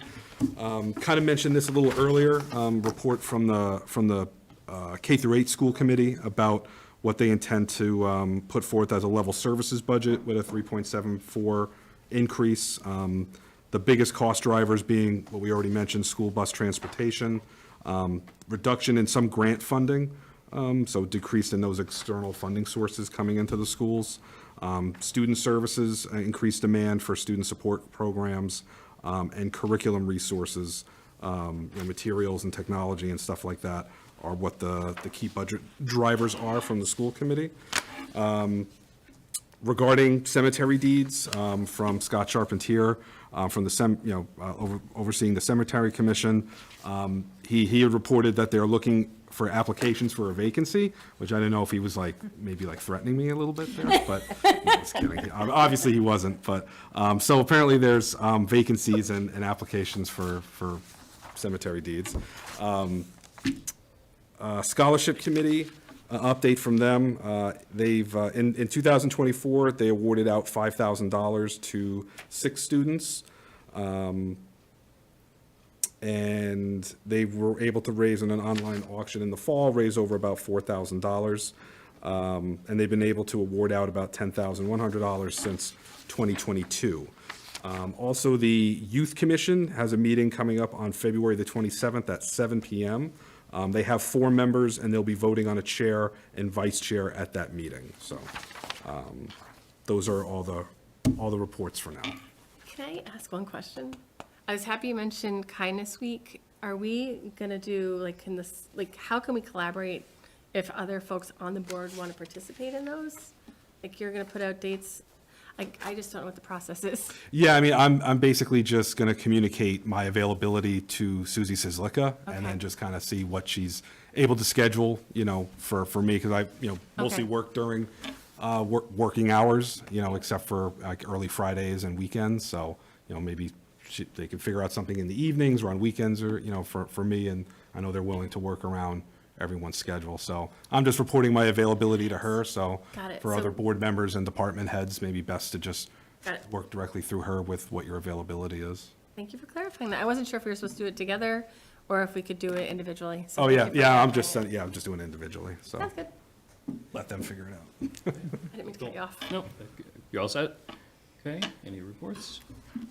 So from Master Plan Implementation Committee, I would like to tell everyone that there will be a community outreach meeting to get feedback about the Blake Street project proposal. And that will be February 26th at 6:30 PM in the large conference room at the library. And just one other thing that people may have been hearing about and reading about is unfortunately, groups of dead birds being found in Marlborough, Plymouth, and I'm not sure if there's any other place. I thought Hudson maybe. But our Health and Human Services Department has already put up great information about what to do if you notice this, and information about the low risk for humans right now. So look on Isabella's website. It's really impressive. There's information about what it is, what to watch out for, where to report if there's anything. And I just want to say thank you to them. They did a great job. And I just want to mention that the profiles of the new staff members on the website is really fun and some great people, so welcome. And that's it for me. Okay. Laura? Thank you. So I'm also going to be looking forward to participating in Kindness Week, and I will coordinate with with Community Affairs. There's some financial planning committee meetings coming up, and you'll have to follow the website just to be sure the dates are consistent, but there's going to be the school department, ARHS capital plan will be on the 30th. February 11th will be the town planning director, CPA, and planning articles. 2/25 at 6 p.m. will be the DPW director and the DPW and enterprise funds. And then March 11th will be the fire and police capital improvements projects. And then the last item I'd like to mention again is thank you so much to Carrie for her service on the planning board. I've really enjoyed working with her. I'm going to miss her. And if there's interested people that would like to fulfill the term that she has till the next election, they can find that on the website. And then there's also the option to run for the full election for the remainder of the term in May. Hopefully I explained that clearly. And that concludes my report. Great. So I've got a couple of things. I had already mentioned, obviously, I attended the Mass Municipal Association Conference. For anyone that's on the board next year, please really consider going if at all possible. It's really worthwhile. It is so much fun to talk to other people that do the same thing that we do. That's the best part of it. It's just that informal networking. They have a lot of events. They also have a lot of great sessions. I attended a couple on communications. A really good one on housing, and for some reason my favorite every year is on legal updates. I'm going to go through my notes, and maybe for our next meeting I'll type up something with some random things that I ran across that might be of interest to others. A couple weeks ago I attended in Westboro a joint select board and planning board meeting where they were talking about BWALT. It was a couple days after we voted support to send a letter. They had a special meeting specifically for that. So I attended. It was very well attended. There were probably 100, 120 people in the audience. There were a lot of people that are very excited about the trails, which they've already started to work on. There are a few people that are opposed, and we're asking them to slow down or stop. I didn't see a lot of that in the audience, but two or three had some concerns, some which were very specific as far as where a trail was going to go and things like that wouldn't impact us. Because we had just sent that letter, I brought a hard copy of that letter with me and presented it to the board and spoke in support of them continuing that process. I said, they're obviously a few years ahead of us, but we're very interested in getting it started, and next year hopefully we'll put in for the feasibility study grant and be able to get going. They've done a lot of work, and our trail systems we talked about is probably simpler but more complicated in other ways than what Westboro is looking at. But that was really nice to also continue some of the dialogues that I had both before the meeting and after the meeting with some of the Westboro Select Board members that we met when we were at the Woo Sox game. And one of the planning board members is an old friend of my wife, so it was good to see. So it's, little things that happen when you go spend some time in another town. Speaking of Westboro, there is a tour of a relatively new elementary school that they have in Westboro called the Fales Elementary School. It is the first net positive energy school in Massachusetts, so they actually generate more energy from a combination of solar and geothermal. And the Westboro Land Trust is doing a tour of that school, focusing on the energy production. I sent that information out to members of the Peasley Building Committee because something like that might be of interest. That is this coming Sunday, February 2nd, from 1 to 3 p.m. You can get more information at the Westboro Land Trust website, or anyone here can send me a note and I can get you the details. There's no RSVP required for that, and then they're doing a little walk outside. And I want to echo what has already been said. Thank you very much to Carrie Martinek for Many excellent years on the planning board, many years being chair of that group, which, land use boards can be, in many ways, a lot harder than the work that we do. And she's done a really, really good job with just a steady hand, always kind, always courteous, always very intelligent, moving things forward. And I really appreciate, the fact that, I also appreciate the fact that she timed this resignation such that it would be able to be on the election. Yeah. So there's an appointment process. The process to fill a vacancy of an elected position here is our board gets together with the remaining members of that board, in this case, the planning board. So 4 members of the planning board would join us, either at one of our meetings or a planning board meeting or some other meeting that we schedule. We then vote as a body. So then there are 9 people voting. We would interview applicants and then vote as to who would get appointed. That's on the assumption that somebody applies. That person would serve only until the next election, which is this May. Yep. So on the ballot, there is going to be a 3-year position for Bill Pierce, who's up for re-election, and the 2-year remaining term of Carrie's position would also be on the ballot. So anyone who gets appointed would only be serving for those short period of time. We have a policy for our regular appointments of advertising for at least 2 weeks.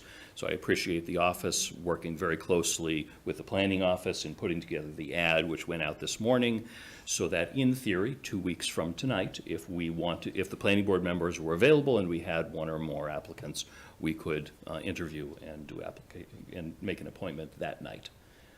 Sooner is better than later. Speaking with Amy Paretsky, who's now the acting chair, her concern was that they have some applications that come before them that require a supermajority. Oh. So the sooner that we can get that seat filled, the better. Have there been any applicants yet? Well, the ad only went out today, so. Never mind.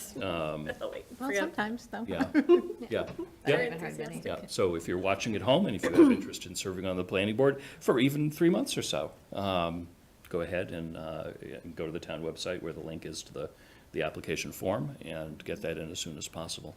We'd love to get that dealt with soon. That's up Amy, because she's the chairman of the planning board, is the lead on that. She's the vice chair, so she's now acting chair. It is in our bylaws, or actually the charter, it is a joint responsibility. So Amy and I spoke and we agreed, we both had the same idea that we should advertise this sooner. There isn't any lead or otherwise. But we would. Well, we'd call to order, then it's just both boards being called to order at the same time? Correct, yeah, just like a joint meeting. And depending upon scheduling, as I said, it could be our meeting in 2 weeks, it could be something else. So once we know we have at least an application to think about, each office will contact everybody and see what we can figure out. We don't all have to be here, but of course it is helpful, especially if there's more than one applicant, for all 9 of us to be here, whether it be in the same room or remotely. Should be hopefully easy to figure out. That ends my report. Diane, anything tonight? Yes, I just wanted to mention that we interviewed 27 applicants for the 8 safer positions, as well as 1 vacancy. So we're looking to fill 9 positions, and the interview committee was myself, 2 captains, and Chuck Frankian filled in. Oh, On great. behalf of the board. He's done it before, so he's very familiar with the process. And we moved 14 of them on to meet with the fire chief. Wow.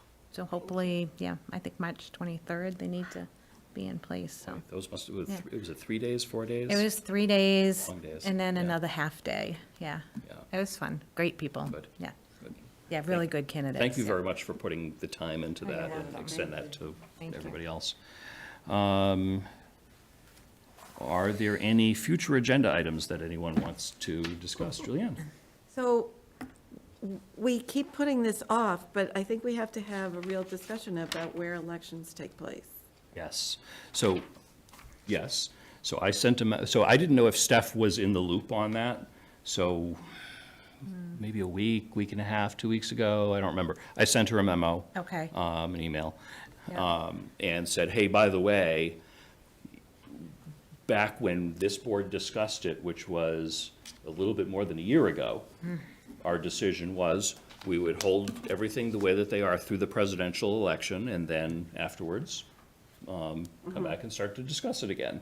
So I gave her the summary of everything and, you know, whatever brief facts that I could put together, and suggested that, that she speak with, you know, the key players involved, so town clerk, police chief, school superintendent, to understand some of the concerns, pro and con, understanding that, you know, we've heard from Andy that there's no simple place that you could just easily move the elections and have them be. One advantage of those last couple of elections is we hopefully have some good data on how many people vote either early or by mail. That we know what the overall turnout is. So we can sort of, maybe there's an opportunity there to say, hey, maybe we can somehow figure this out in a space that is smaller than what we thought we needed before. Yeah. I don't know that, but that's some good data for them to look at. So I don't know if we have time to change the location for the May election. That I will leave that up to the experts to, I don't know how much lead time Andy needs, you know, somewhat depends on where it goes. The senior center comes up now and then. It has some advantages and it has some significant disadvantages. It's a smaller parking lot than Melican, and there's only one driveway in and out. And so that gives public safety officials some concern. But maybe for a town election, which typically does not have the highest turnout, unfortunately, that, you know, maybe that would work. I don't think there certainly are no other town buildings that have even close to that in parking. Algonquin, you know, certainly has a lot of parking and is a big building, but would have the same impact, I suspect, that Melican would have, you know, sort of a moving the problem around sort of a thing. Other options are splitting the precincts into different places, utilizing non-municipal buildings, which is fine. You know, there's some churches in town that are reasonably large and have pretty good parking. I don't know if they have sufficient parking for all 4 precincts. So there's a lot of stuff, but yes, we should come back and discuss that. So Steph is in the loop on that. Okay, I'll follow up with her. And, you know, I don't know when she will be ready to come back to us, but I imagine we would probably meet with her, with Andy, police chief, and someone from the school department if they want to participate on going through some next steps. Yeah. Yeah. That's good. Thank you for bringing that up. Anybody else have anything else under future agenda items to add? Okay.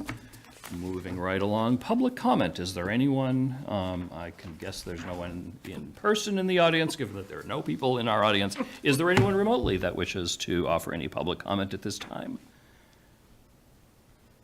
Going once, going twice. Public comment is closed.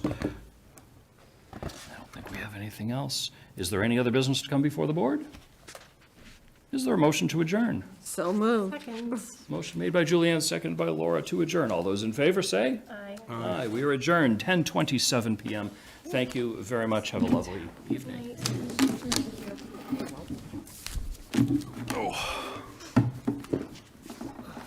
Thanks. Are we off? Dave, are we off? Thank you, Dave. Not yet. Okay. We're still zooming here.